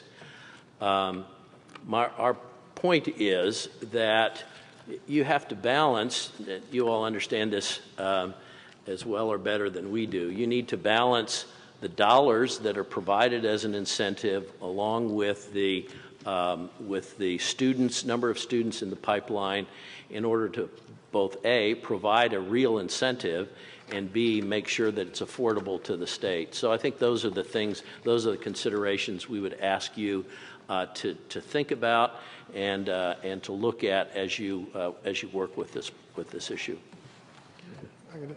And I think it has the potential to gain even more importance in the funding of IPFW and other similar campuses if two things happen. One, if we are successful as the Commission hopes and as Northeast Indiana hopes in significantly raising the educational attainment of our workforce. And to do that, more and more students are going to have to go through the regional campuses. That growth is going to take place at institutions such as IPFW. So if we have more students, the issue becomes more prominent. Secondly, if you should move in a direction of placing even more weight in the financing of higher education institutions on performance metrics, then the issue becomes even more significant to regional campuses. Thank you, Senator. Okay. Yes. Representative Gooden. Was any information or any consideration given in the study about those students who are non-degreed students are those folks still counted in the graduation rate? You may have answered that earlier, but I missed it. But you have some folks who work, they need a specific skill. They go back to college to take 2 classes of 6 hours or 3 hours. And are those folks counted as non-graduates then in the formula, or how's that work? They are counted as non-graduates, and the IPEDS data does not allow you to separate those folks out. So you'll see in the appendix here, there's data for all of the campuses on graduation. But a number of the universities, Indiana University in particular, has done a nice job, and they've done some reports on their transfers. And so the graduation rate is affected by some of those students. It's also affected by transfers out. So there are a number of statistics that you can qualify this with, but you will see here that the regional campuses are still much, much, much lower than the main campuses. So I think when you look at the report, Terry, you'll see that statistic does not change the graduation rates very much. Okay, thank you. Sure. Mr. Chairman, if I can. Yes. Maybe a question to someone on the committee. As we work through the formula there at the legislature, ultimately, what hands are the hands that craft, or whose hands are the hands that actually crafted this formula? Was this basically done in the performance funding model? Yes, sir. Was that actually done in the Higher Ed Commission, or was that recommended through Well, it's been an evolutionary process, and actually, if you look back longer than you might suspect, there are some elements of performance funding that have been going on for a while, but it became a more concrete exercise actually when Jeff was Chairman Espik, and was that 6 years ago, Dr. Brown? Mm-hmm. 6 years ago, and the commission worked through the formula. They assigned a committee, they worked with the universities, they put it all together, they made a presentation. Just as of anecdotal information, in the first year, the House made quite a few changes to the program and massaged it around to some extent. The Senate felt like it. I think our feeling was we're never going to get it right here this first time through, so let's just pass it and see what happens. So then the commission had a more intense committee review after the first exercise, the first year, in preparation for the next budget cycle, and they put together a pretty substantial formula. And I think there have been less revisions during this last and just the one previous to that to the thing, but it has undergone revisions at all times with the input of the universities at the commission, and that's the primary place where this is being done. And it's an evolving model, and interestingly enough, I don't know if this happened to you, but I know that I had all 8 universities told me that they were extremely disadvantaged by the formula. And so the most prominent elements of the performance formula, which is to get people to graduate, to get people to complete courses, and to do these things on time, even though they all complained, just about everybody has picked up the pace in terms of performance on those things. So it is working for us. And one of the overarching elements of the performance funding model is how much of that should you do? For example, Tennessee says that it's 100% based on performance. And they've been doing this for many, many years. And they're very supposedly happy with what they do. In some national discussions that I attended a few years ago to try to get familiar with this topic, some experts in the area kind of said to the extent, well, you know, if you don't have it be at least a certain share of the funding, nobody will pay attention. And they said that's about 2%. In other words, if 2% of your money's at stake in this deal, you don't worry about it. If you get above 10%, then you start altering your behavior just to get the money. And the question is, are you really focusing on what you were originally founded to do? And Indiana's formula, I don't know what our last formula was. Was it, Tim? We were 5 2 years ago. We tried. Yeah, we tried. So we moved it up. Tried to go to 7, but maybe ended up around 6%.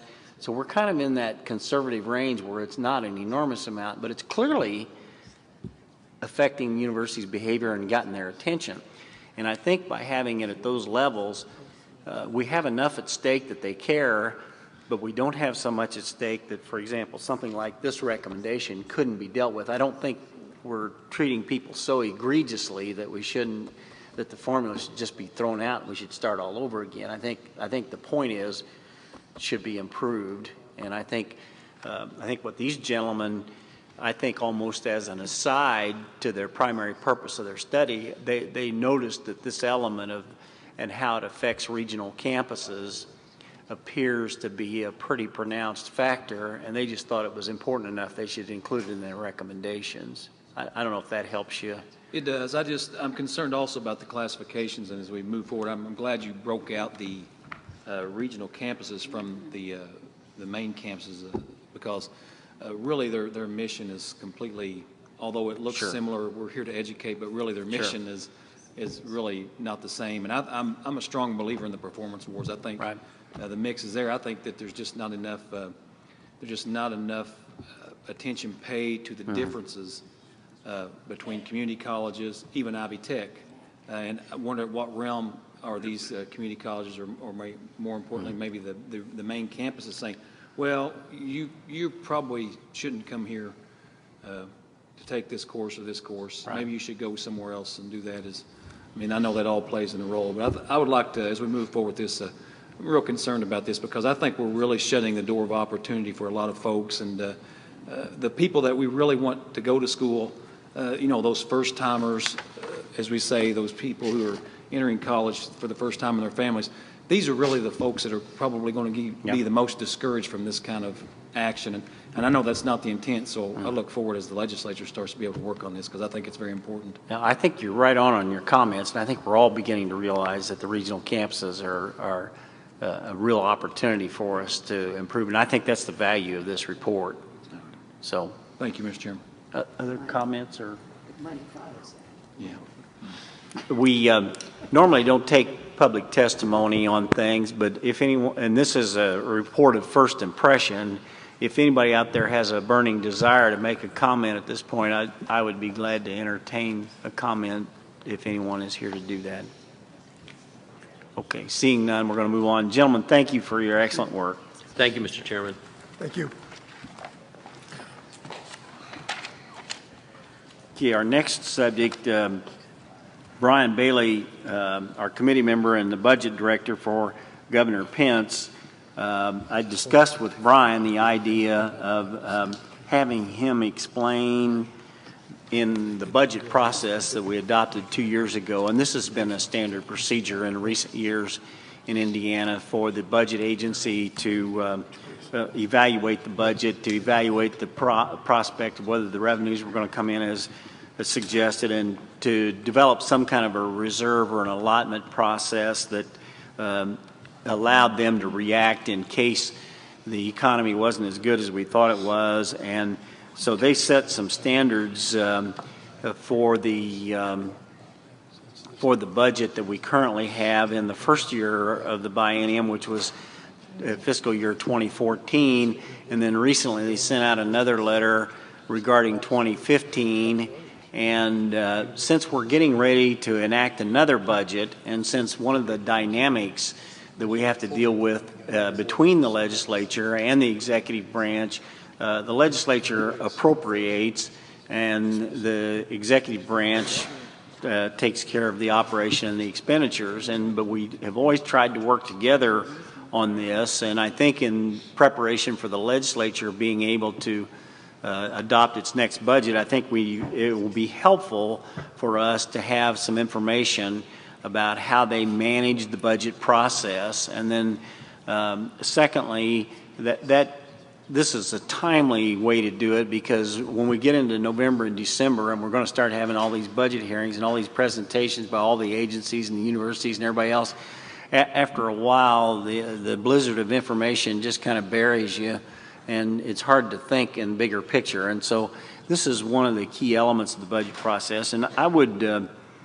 commend Brian and the Pence administration for their approach in handling the budget. I think at the time that the revenue forecast was made, I think most of us felt that it was a fairly conservative forecast and that we should be able to reach it without too much trouble.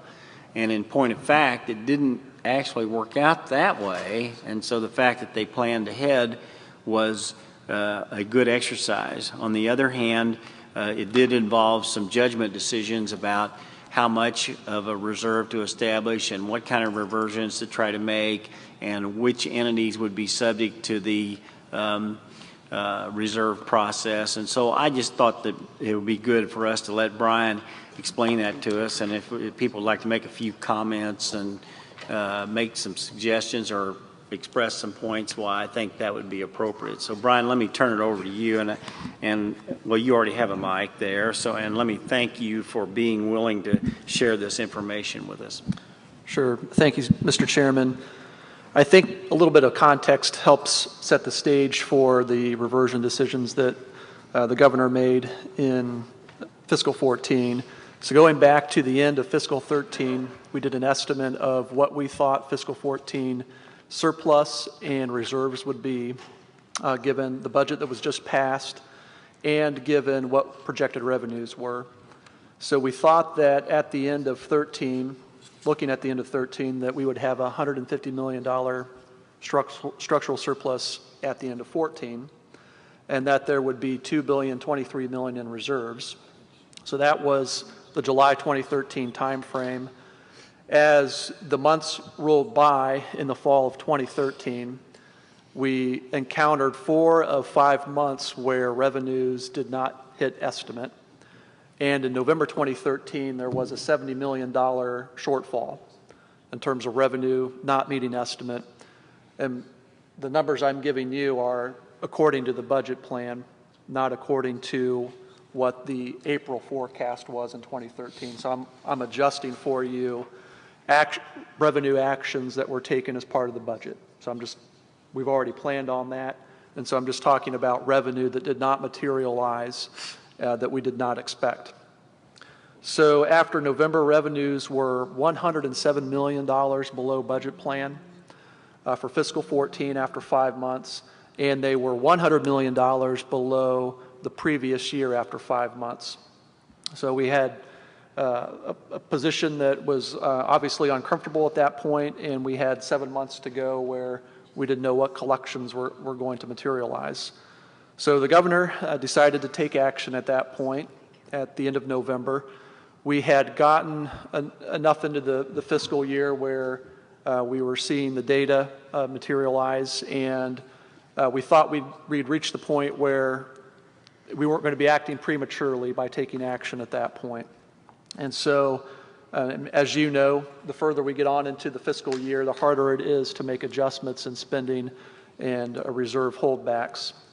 So after November, the governor directed the budget agency to increase the administrative agency reserves from 3% to 4.5% of their appropriation.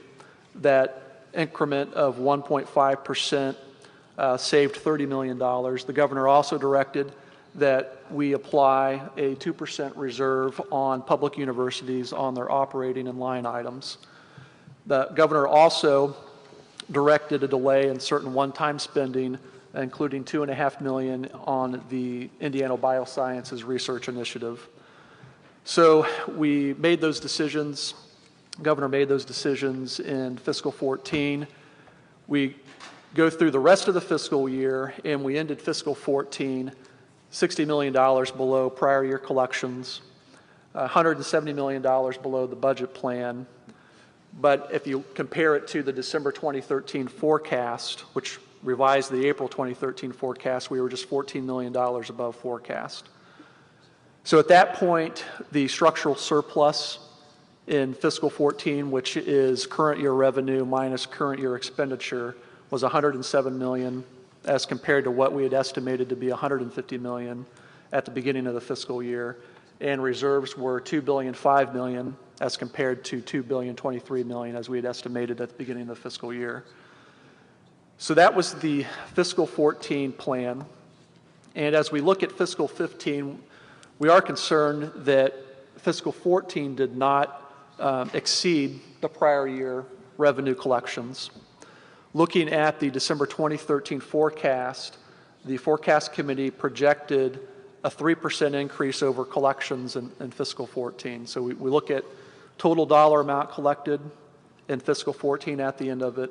We look at what the revenue forecast committee had estimated that we would collect in 15, and we see that we're supposed to achieve a 3% growth. So given that we didn't achieve fiscal 14 estimates, given that we were actually 0.4% below what we had collected the year prior, we believed it was prudent to continue the fiscal 14 cost savings measures into fiscal 15, but allow a release of the reserve to the universities if collections are making estimate through 11 months of fiscal 15, and to give the universities the maximum amount of time to plan for the 2% reserve in fiscal 15. We gave them the option of taking the entire 2% out of their June 2015 distribution.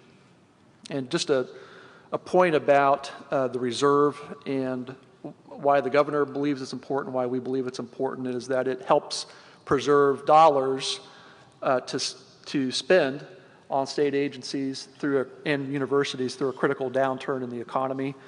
The reserves are a combined reserve balance. There are actually 4 reserve funds that make up that combined reserve.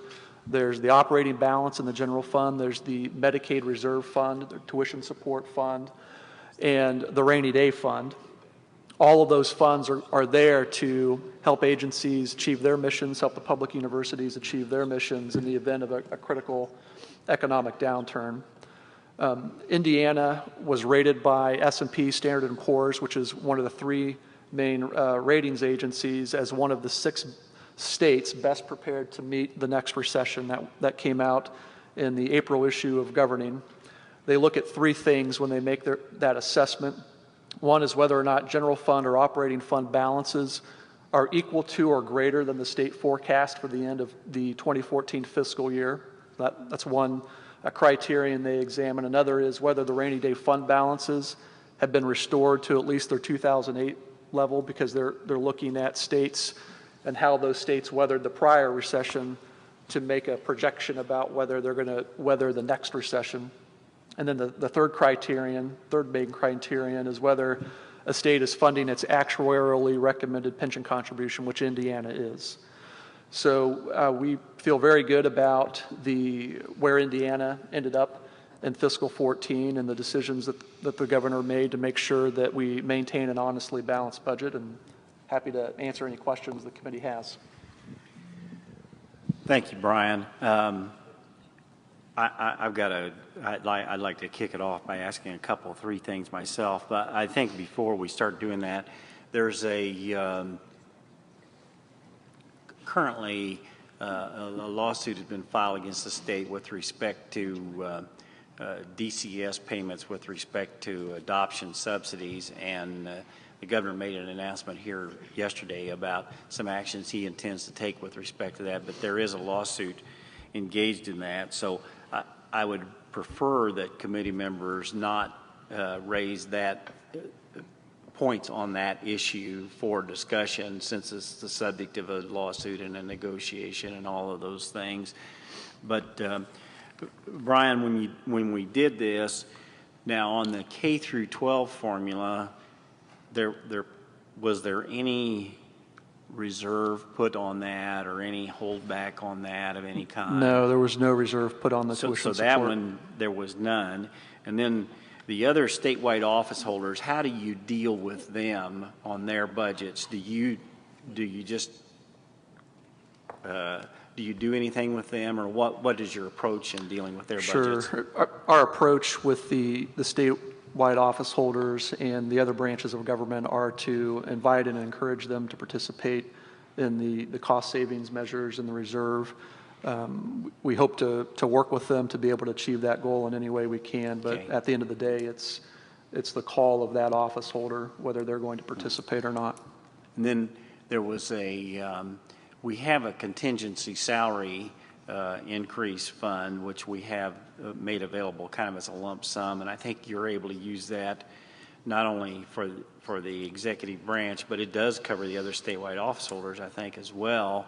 And I think you made some decisions with respect to that a year or so ago.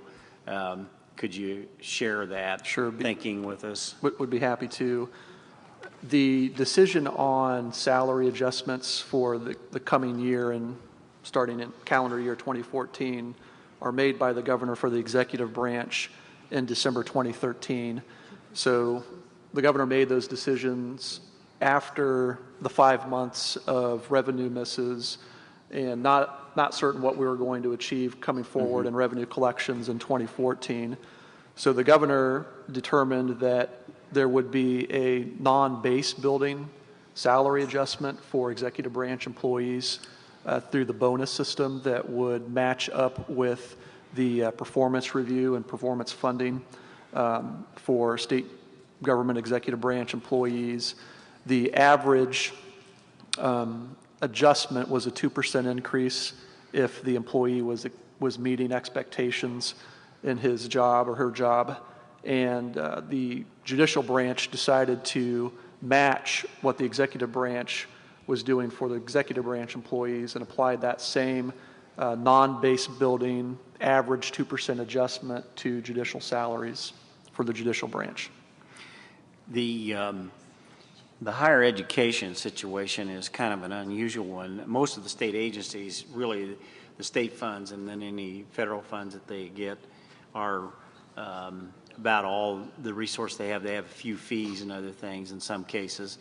But in higher education, they have a potential resource through tuition, then they have the state funding, and then they also have a myriad of other sources, including donations by alumni and other people, and then federal programs that they participate in. So their holdback was a little less, but one of the things that we've been struggling with the last 10 years is the state's ability to continue funding higher education institutions at ever-growing levels. And we heard an explanation this morning, or a briefing this morning, that showed in the last 40 years how the cost of higher education has more than tripled.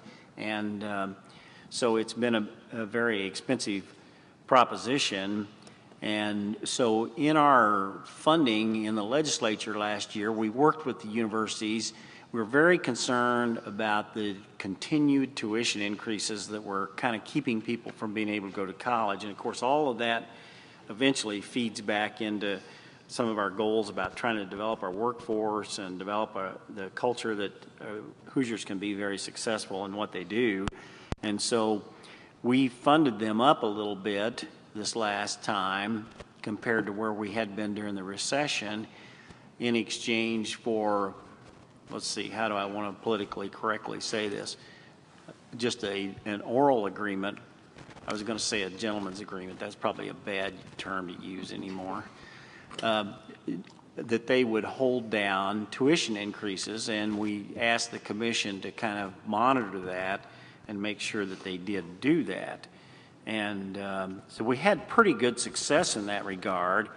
And one of the concerns that I have in this case is the fact that with the performance funding model being in effect for them, which is a place where they can gain or lose money, and then with the kind of the just a general agreement about tuition needs to rise more slowly for the benefit of the consumer agreement, that the fact that the state may be cutting back here it puts pressure on them to just go out and make these other decisions, which would have negative consequences, for example, tuition increases immediately or other types of things. And I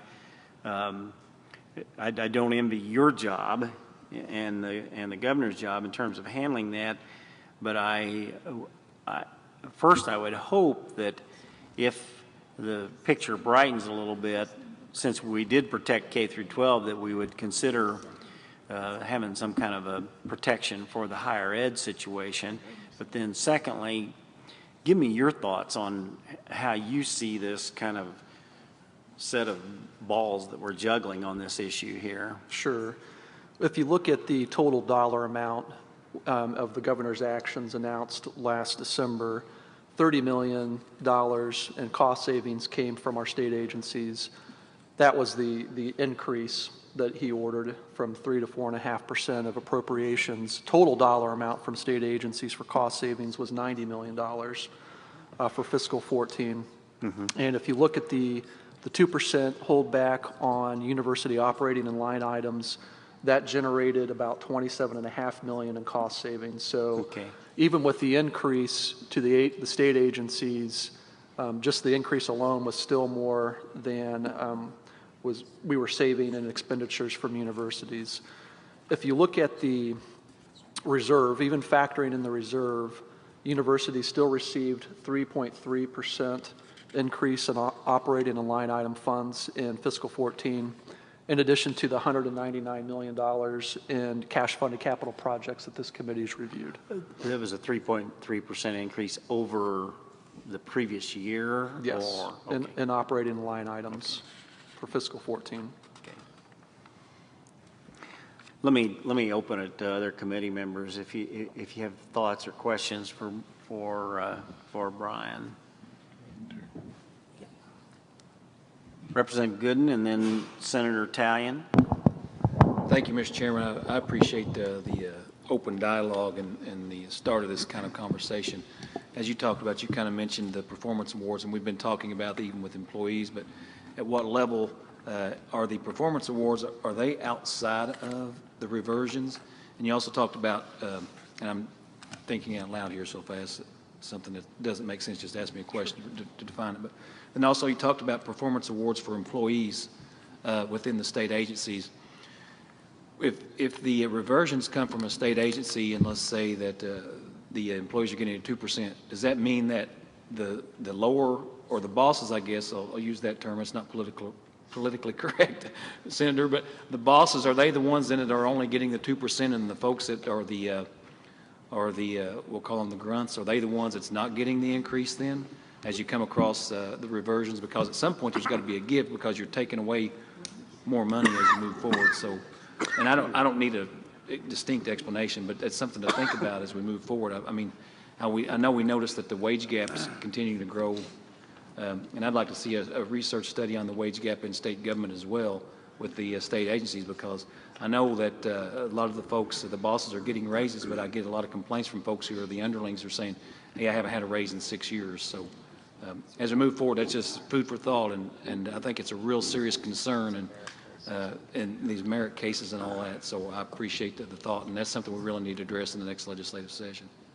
Sure, I'll just respond quickly. I've not heard any concern about a disparity between supervisors or employees that are being supervised. We have data from state personnel on the number of employees that exceeded expectations, met expectations, or did not meet, and they were given an adjustment or a performance bonus accordingly, according to their rating. Be happy to get that information and share that with you. I guess, and one last thing, one follow-up. I guess I'm a little confused. Is the point, and I'm maybe relating this to the school, but how you can give bonuses and your increases people's pay, but you're cutting services, because when you're doing a reversion, you're taking money away from somewhere. And so I guess my real question is how can we continue to give raises if we're taking services away from folks? And that's something we can talk about later, but that's just my general question. So somewhere has got to give. There's got to be, if you're taking money away, somewhere along the categories of what you're providing in an agency, something has to give. There's got to be a cut somewhere to be able to make these reversions, but you're still giving raises. So food for thought, just a conversation for another day. So, thank you, Mr. Chairman. Senator Talion. Thank you. Brian, I need a little help understanding this. I just want to make sure I get what you just said. So we closed out 14 at about $107 million structural surplus instead of 150. That's correct. Okay. And so you're taking this 2% reversion that you took from the universities comes out to about $25 million each year? Somewhere between 25, 27.5 million. Okay, all right. I'm only talking ballparks. Sure. Here. All right. Now, did I just hear you say that, and you said this quickly and I missed it, that you're going to allow the release of some of that reserve back to them? That's correct. If in fiscal 15 through the 11 months of fiscal 15, so once we get to June, if forecast has come in, if revenue has come in according to forecast, then we'll release the reserve on the universities. That's 415. 415. All right. So what we've got right now is that they've lost that 25 million on the 14, and that's going to be gone. That's correct. But you're saying that we're planning to do another 2% in 15? That's correct. Unless what numbers have to come in where? If revenue meets or exceeds forecast 11 months into fiscal 15, we'll release the reserve on the public universities. All of it? Yes. And given the fact that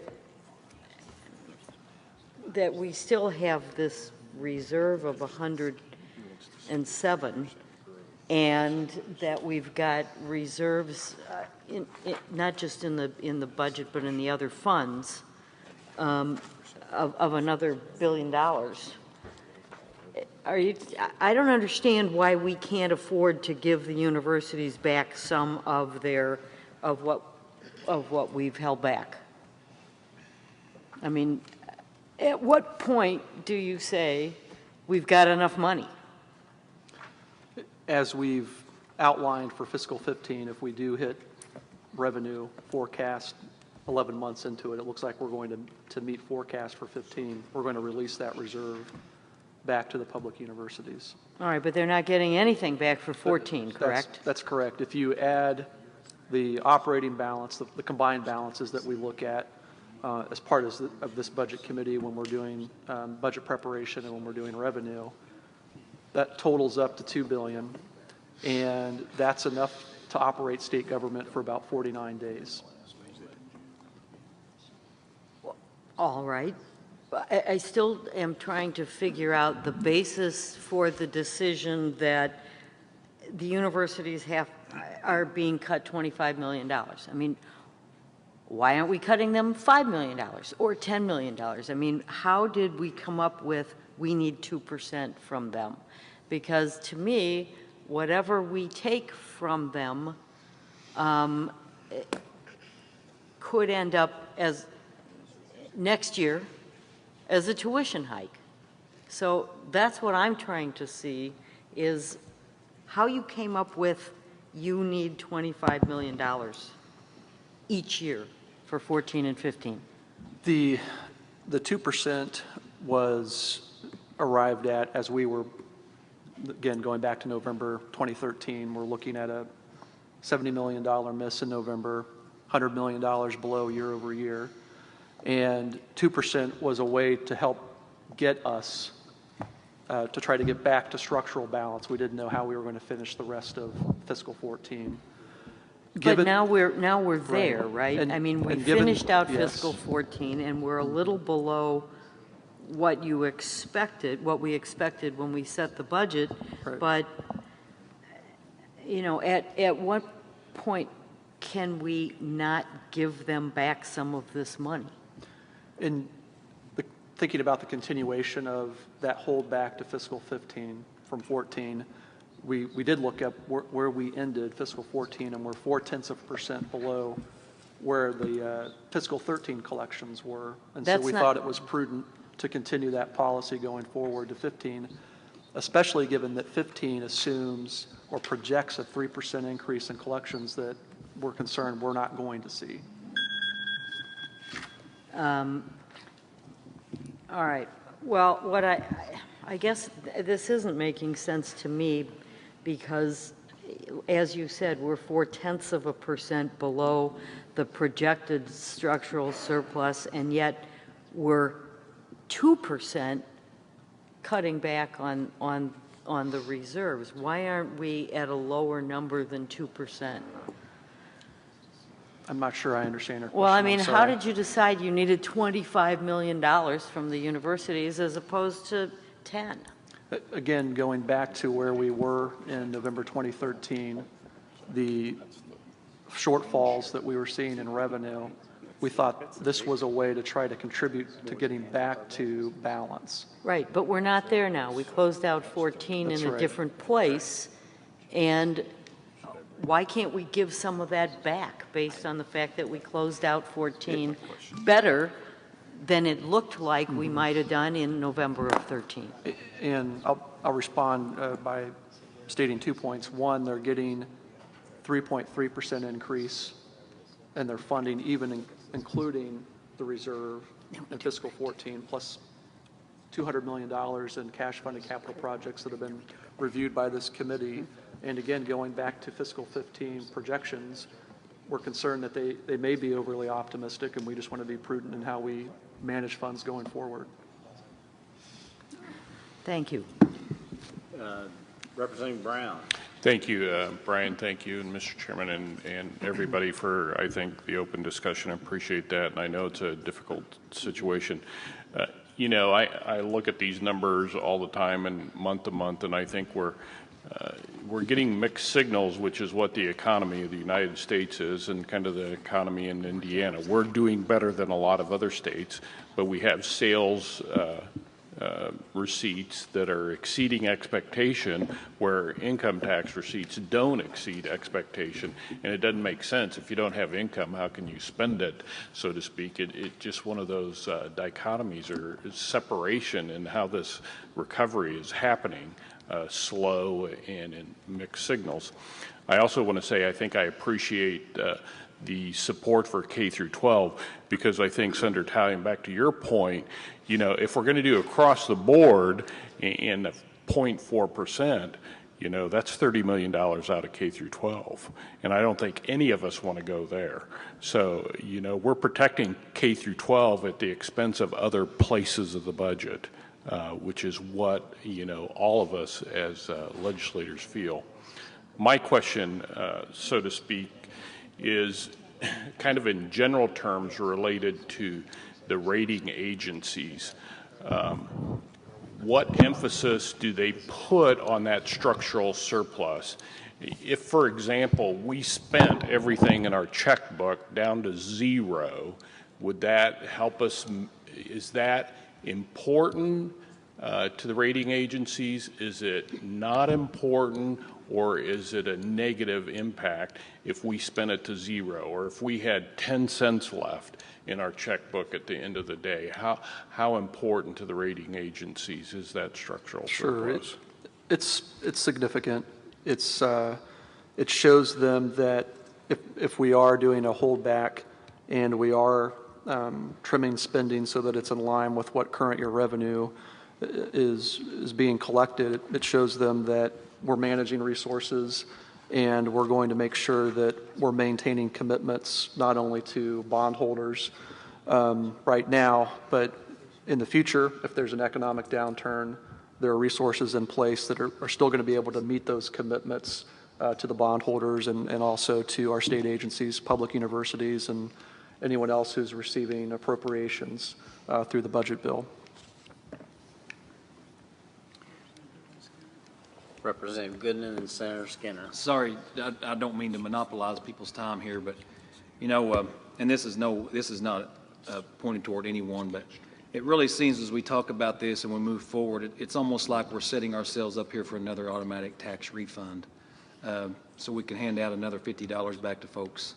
Is that, I mean, I know that you're not going to talk strategy or whatever, but when we start cutting and doing this, where is the state as far as the percentage? I know the threshold is what, 12%? 12.5. 12.5%. 50 million over 12.5%. Where is the state now as far as the trigger? It looks like, as I was just kind of crunching some numbers here, and I don't have all that information, but it looks like we're right around 13 to 15%. The surplus statement for closeout fiscal 14 showed us 13.7% over operating balances. All right. So that's, I don't know about anybody else, but I do budgets as well. It just, I mean, there's a lot of gimmicks and shell games and all that you can play. Now, the bonding stuff's important as well, but we all know, if you're in the economics, you know the shell game that's played with bonds and that rating and all that too. But it's just concerning when we continue to cut services like for mental health. And I have folks, we've got these humongous waiting lists for all these other programs, and then we're trying to reach, and I know you've got to have a surplus, and I'm all for that. But then all of a sudden we're just magically hovering around this 12.5%, and when we end of the year, guess what? The taxpayers get $50 back. It's great to give money back. I'm all about that as well, but I don't know if that's really being fiscally responsible. I'm not asking you to answer that or anything else. I'm just making I guess, an editorial, which I should probably stop now. But that's a good comment, Representative Gooden, and I think that's one of the reasons why I wanted to have this discussion with the people who deal with the budget most often from their caucus, because that will become a question next year when we adopt the budget about where we want to go and how we want to handle that and where we want to, and what we want to do with it. And it'll be a question for the governor and his people as well. So I don't think it's one that Brian can give an answer to any more than you or I can, but I do think it's part of why we're having this discussion today, because it is important, and it is important that we start kind of thinking about where we're going to be going. Thank you, Mr. Chairman. Thanks. Yeah, President. Senator Skinner and then Representative Clinker. Thank you, Senator Kinley, and thank you for the opportunity to discuss this. Brian, I just want to ask, with this 3.3% increase in higher ed funding, in any case, did the losses from the performance funding formula result in a net loss to any of the schools? I mean, you were saying that there was a 3.3% increase in funding. Were there any schools that lost enough in the performance funding formula to result in a loss of funding? Where there was a funding decrease? Yes. From the prior year? I think there was one school that had less funding as a result. Can't recall which one that is, but I can get you that information. Have we been doing this long enough to, I'm assuming that, I believe that the formula is never going to be successful with some of the schools that we have in terms of netting them more money as a result of it. So it would seem to me that those schools who are losing will probably continue to lose and have probably lost in the past. So other than if we don't allow them the opportunity to increase tuition, and I'm not a fan of that, what are our expectations for those folks going forward? I think we're really creating a conundrum for those folks, in my opinion, unless Senator Kinley has an answer with a silver bullet.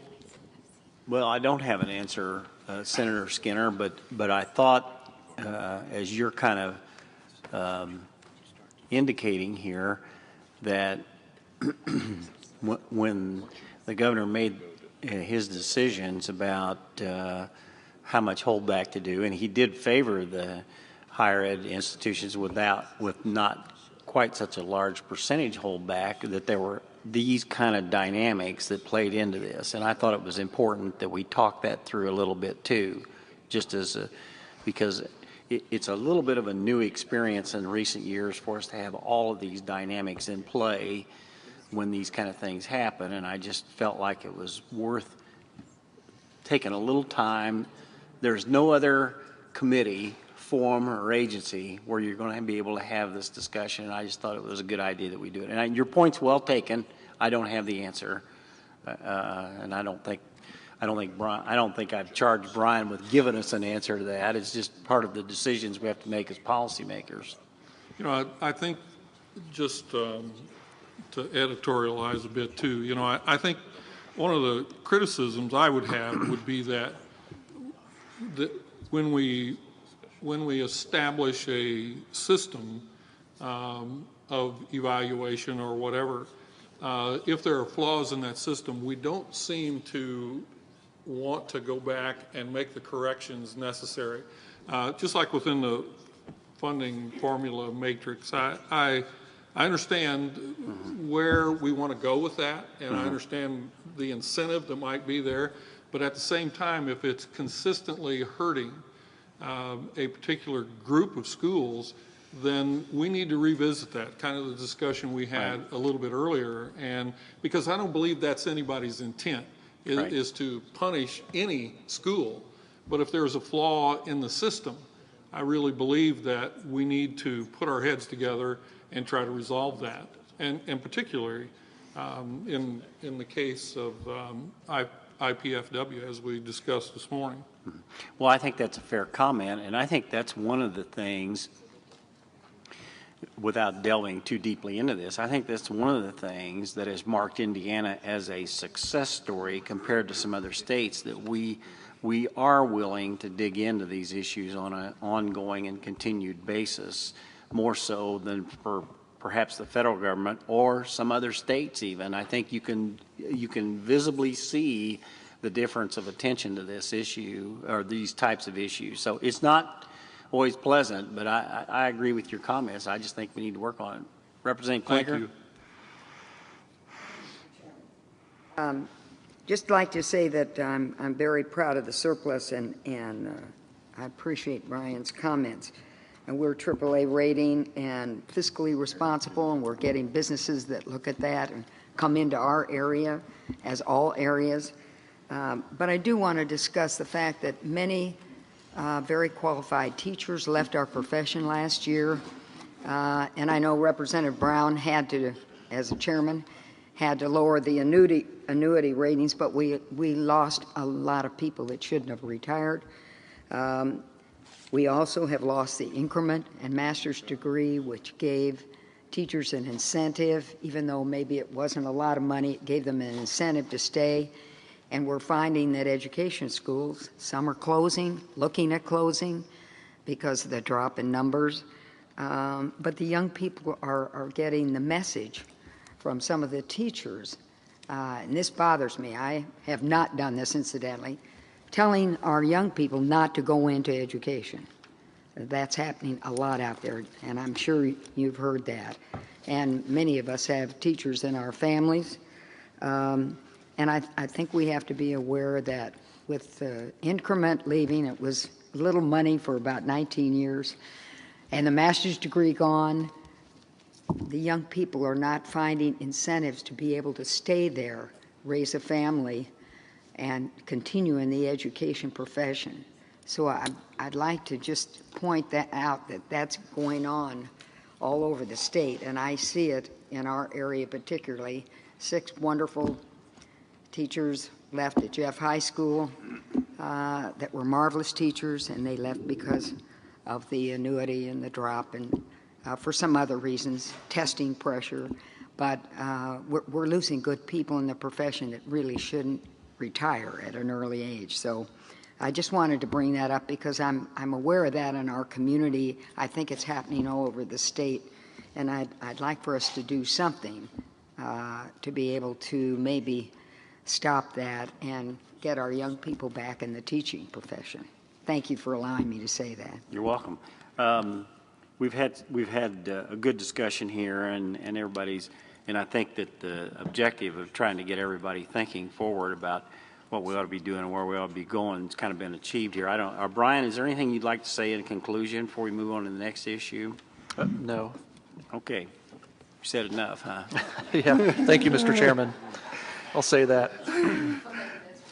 All right. Our next presentation is, in the last budget, we established a new entity, the Indiana Biosciences Institute, that we hope and will have, and we have great expectations for, which is a partnership between our private employers and businesses with the state of Indiana in developing a concept where we can continue to move Indiana forward in this area. And so we have two folks with us today, David Johnson and David Broker, who are kind of here to give us just a brief update and tell us whether we've made some progress or where we're going next or what their purview is for the benefit of the Budget Committee.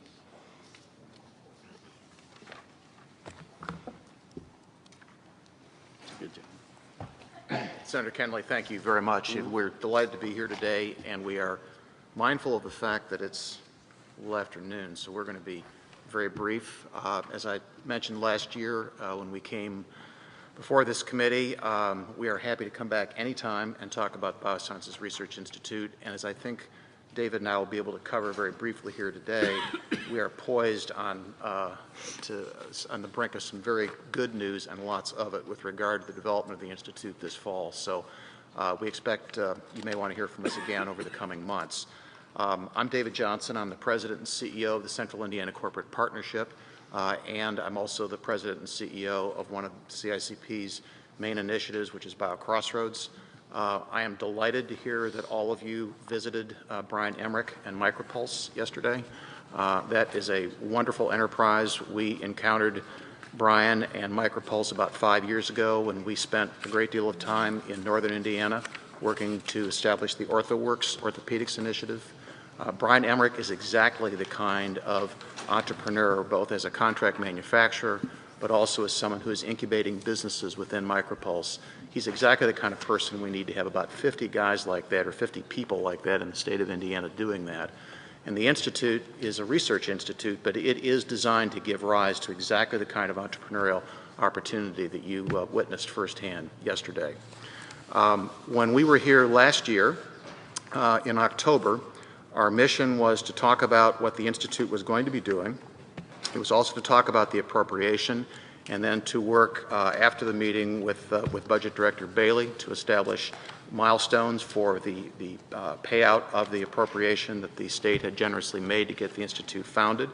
I believe that those milestones are part of the packet that all of you have here today, and we are on target for meeting those milestones. As it turned out, we were really only intending to meet the first 10 million of the milestones that are here last year, because, as you can see in front of you, the rest of them are really much more all organizational and operational, and we are now in that phase of the Institute. So we would expect to be working actively with Brian and his colleagues, and also with Eric and his colleagues at the IEDC to begin to certify the remainder of these milestones, we hope yet this year, well in advance of the end of this biennium. I really want you to hear from David Broker. I told you last year when we were getting the Institute established that we would know if we were being successful if we were able to attract world-class talent to come to participate in the Institute.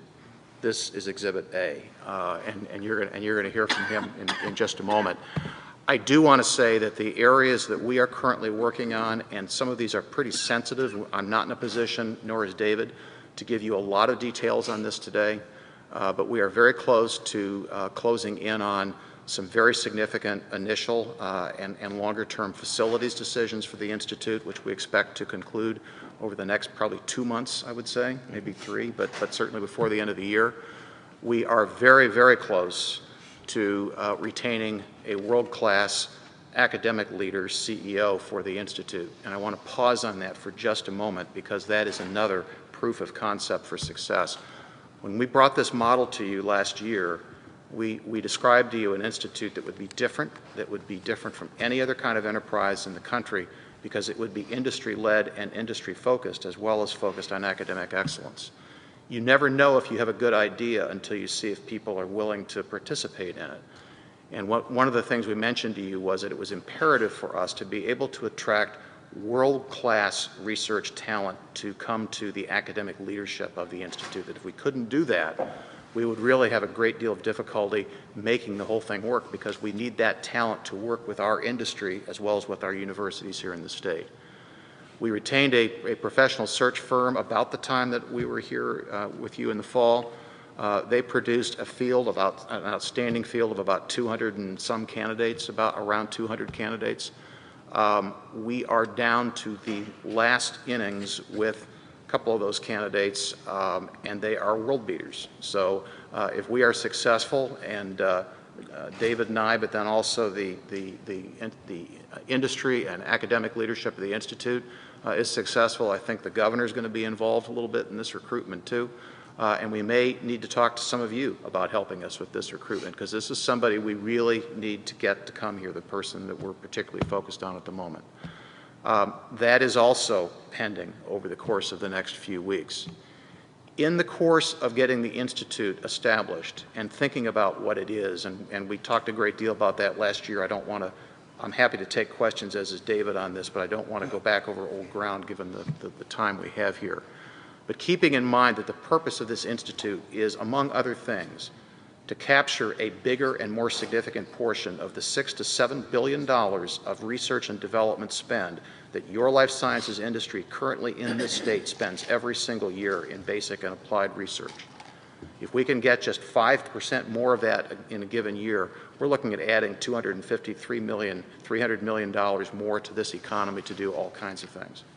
So keeping in mind that that is the mission, among also having world-class research in diabetes and metabolic disease and dealing with the epidemic diseases around diabetes and obesity, but that we really want to see that impact on the economy, it is pretty obvious that we need to have a component of the Institute that really knows how to work with industry, that ideally is from industry, but is also has the appropriate credentials, the appropriate background, and the appropriate experiences to translate what industry wants to people who come from more of an academic setting, who really can stand on that pivotal point between the academic and the industry bench, because it's going to take both of them working together to do the kind of big science and big discovery and big economic activity that we're talking about for the Institute.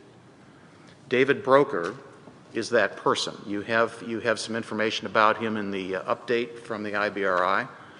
David is a brain gain for Indiana. This is somebody who started here, played football for Wabash College a little while ago, worked at Eli Lilly and Company, and in a number of key roles, decided that he wanted to be more involved in the world of startup biotech companies. And when he made that decision, we didn't have a lot of them here for him to be involved in. Went to Boston, joined a startup that was working with spin-outs from a university there, MIT, and ended up running the company. And then ended up so successful in that position that he took shockingly early retirement from that business and became an investor and an entrepreneur in his own right. He's someone we have worked with. We've actually invested on the BioCrossroads side in one of his very interesting companies that he has also brought back to Indiana for investment.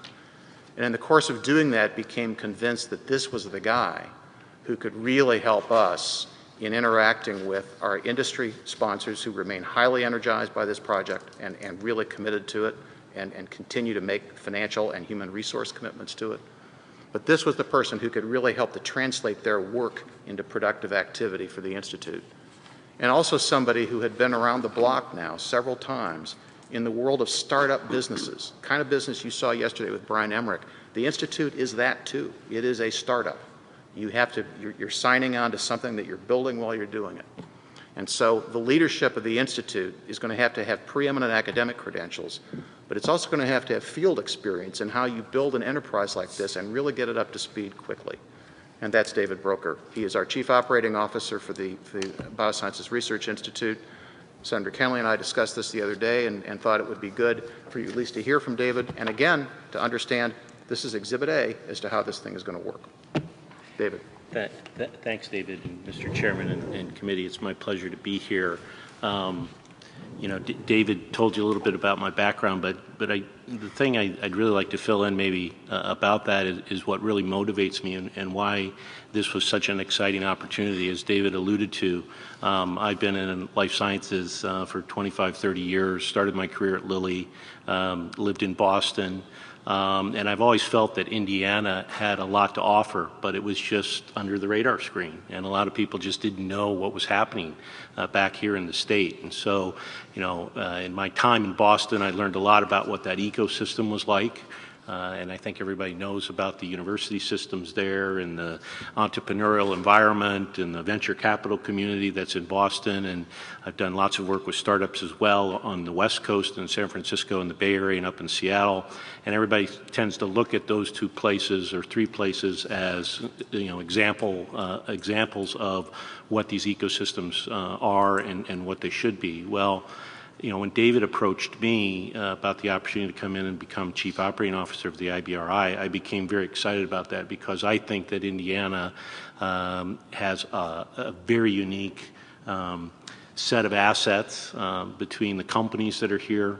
If you look at the spectrum of organizations from Lilly on the pharmaceutical side to Roche on the diagnostic side to the orthopedic and Cook Medical in terms of medical device companies, when you think about the focus of the Institute and being in metabolic diseases of diabetes and obesity and cardiovascular disease, and you can think about the animal science and animal health group within Lilly as well as Dow Agro, and then you overlay that with the wonderful academic institutions and medical center that we have here.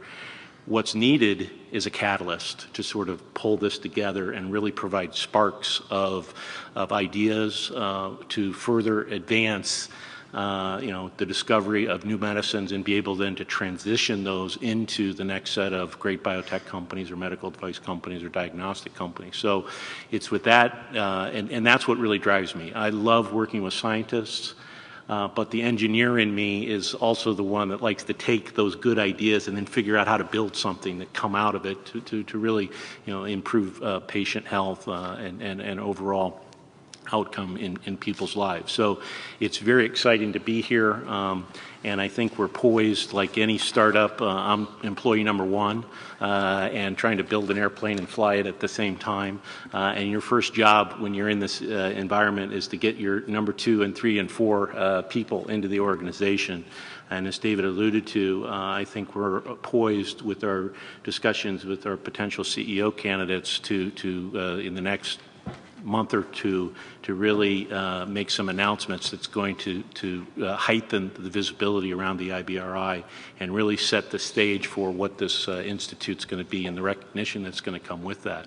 In addition to the CEO role that this person plays, they're the shining example of the type of researcher that we're trying to attract into the IBRI. And so this person, that we're talking to here comes from a nationally recognized organization, a university, is a National Academy of Science member, is not just an academic but an entrepreneur in terms of having a balance between doing research sponsored by the government as well as research sponsored by industry. And so that's the kind of phenotype that we're looking at in terms of the other 6 or 7 what we're calling Indiana Fellows, the primary researchers that we're trying to bring into the IBRI. And so the timing of getting this person named this fall will be very important because then that sets the stage for the recruitment of these other Indiana Fellows as well as fundraising and the other things that come with being the CEO of the Institute. So we're making lots of progress there. We're making lots of progress, too, on trying to identify where home is going to be. We've got to figure out sort of our temporary location first, but then where our long-term home is going to be. And then the third thing, as David alluded to, I've been spending an awful lot of time working with both the universities as well as the industry partners, really trying to understand what exists and who are some of the great researchers that we already have within our academic institutions, as well as what are the needs from an industry perspective in terms of the type of research that they'd like to see. David alluded to the fact that within our state we've got global leaders from an R&D perspective in their respective industries that spend $6, $7, $8 billion a year or more in R&D if you aggregate it on a worldwide basis. And they spend money with institutes, they spend money with universities, and the idea is to have these companies that are close to home, tap into the types of science and the types of research that we're going to be doing at the IBRI. So it's been fun working through that process, and we're going to make, I think, as soon as the CEO and some of these first sets of Indiana Fellows get named, we're really going to be able to accelerate the work that actually starts to come out of the IBRI. So I'll stop there with regard to the specific update and just see if there are any questions. David, thank you. Welcome back to Indiana, and we thank you for taking on that challenge and being part of our team. And I think it is one of the big elements of it is, and it seems like you all have gotten a start on this, but we need to have a pretty strong commitment in this mental plan that's been laid out from the private industry people, and we have some good opportunities with some good companies here, and so we hope you develop that. So what position did you play at Wabash College? I was a quarterback. Oh, a quarterback. Yeah. So you run the team. Okay. Well, as long as you're a team player, I think we can make it work. I had 4 great teams in the 4 years that I played. Good for you. So. Well, we're excited about the opportunity, and we just wanted to have a chance to meet you and kind of reaffirm the progress that we're trying to make, David. So thanks for taking the time. Are there questions or comments, other committee members? I'm wearing them down. They're getting tired of asking questions. Okay. Thank you for coming. Great. Thank you. Thank you. All right.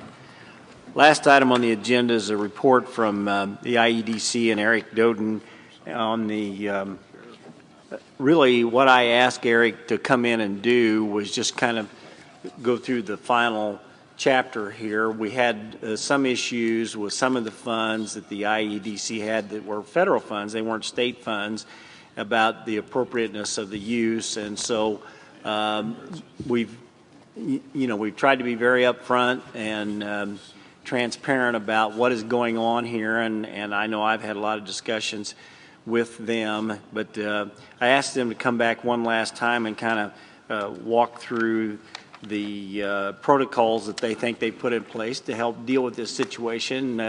There's not a huge feeling that there were a lot of terrible things being done, but I think it's very important to us here in Indiana that we always have a very upstanding, upfront, transparent exercise. And so Eric agreed that he would be glad to come back in and kind of just say, here's our review, here's where we're going, and to take any further questions you might have. So Eric, thanks for waiting, and appreciate you coming back today.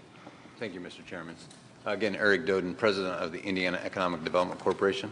And Steve Aker, the General Counsel with the IEDC. So just to review quickly, this is truly federal funds with the SSBCI, which is the State Small Business Credit Initiative. We're going to be throwing around a few acronyms, and we'll try to do the best we can to explain them to make sure that we're all aligned. But this is federal funds. Because of our commitment to Century 21 funds, we were able to get the maximum allowable from the federal funds of $34 million, of which we have drawn down 2/3 of that. So we have one third left to draw down. So that's very exciting because that obviously adds to our ability to encourage startups and encourage business growth and development. And so there are 3 players here primarily, and then we'll go through kind of the timeline. First player, of course, is the IDC. The second player is the U.S. Department of Treasury itself. And then the third player is the U.S. Department of Treasury's Office of Inspector General, which we will refer to as OIG. In June 2013, the OIG reported to the IDC that it would conduct an audit of the federal funds that it had put into our system, and that they would be focused on potential conflicts of interest in 2 cases. One was Smarter Remarketer, and the second case was Max Trade-In. In July of 15th of 2013, the governor, on our own initiative, commissioned KPMG to review IEDC and Elevate Ventures business practices and to make sure that we were complying not just at the federal level but also the state level with good best practices when it comes to this type of thing. And so we began that process. KPMG identified 25 potential areas of improvement. They did not find that there was any violation of Regulation O, which is the regulation that was under effect in terms of the federal regulation from the OIG was reviewing.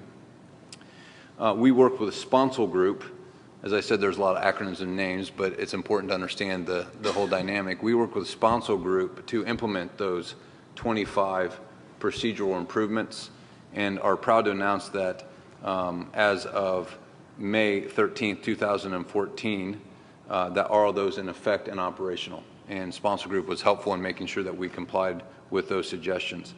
The other thing that the IEDC initiated and completed with Sponsor Group was an audit of all other SSBCI federal investments that we had made to make sure that they were in compliance with the SSBCI Act and policy guidelines, including Regulation O.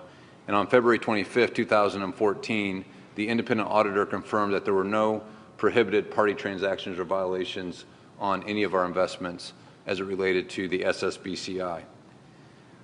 In June 18th of 2014, so approximately a year after they initiated the process, we finally received the report from OIG, and they found that Smarter Remarketer investment constituted intentional misuse and that the max trade-in investment was compliant.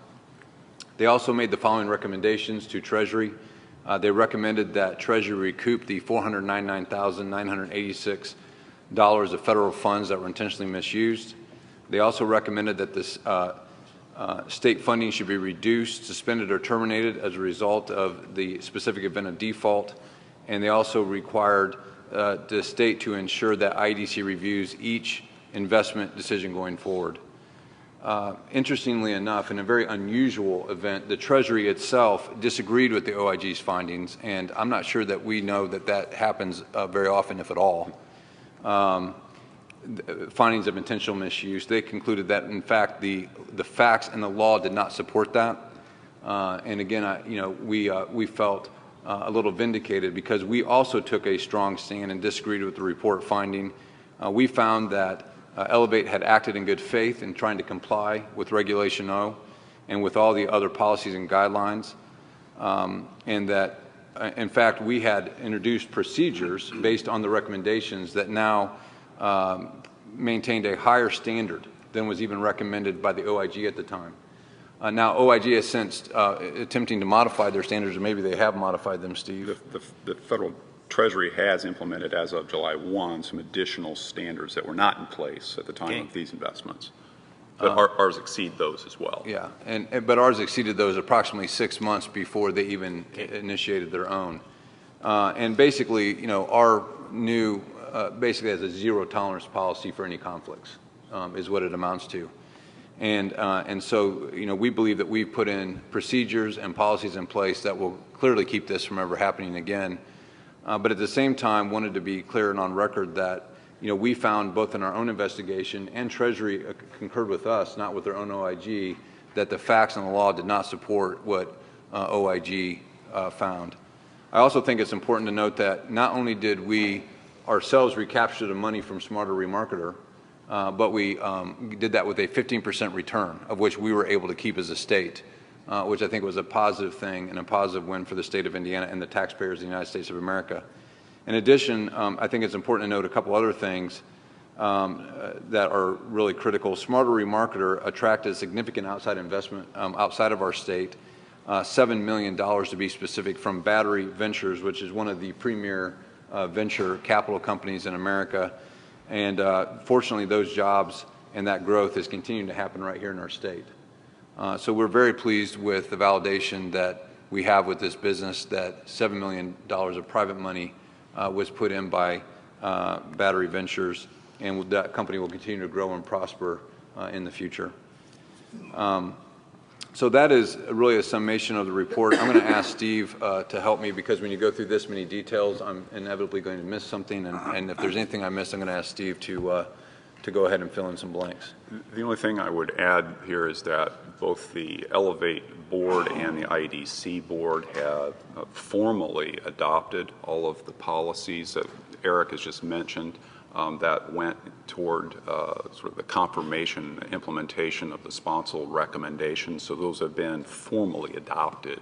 They're not just a general practice. They're set as policy now for our organization and moving forward. And actually, is it correct that you're applying all those policies not only to anything that may involve federal money, but just to the state dollars as well? Didn't you review your entire process there in that sense? Correct. Okay. Are there questions, other questions from committee members on this? Well, this is a necessary step to close the door, and I appreciate all the work you all have done and your openness with us in terms of dealing with it. The activities of the IEDC are, as we saw yesterday with that company, they're very important to the state of Indiana. It's a real leading edge type of thing, and you've got to set that standard out there so that business and industry all across the United States know that Indiana is always going to be moving forward. And so this was a necessary part of kind of making sure that we hold ourselves in the right position. So thanks for taking the time, thanks for the work you did, and thanks for the review that you did of yourself. The next meeting is in Deanna's in Richmond, is that right?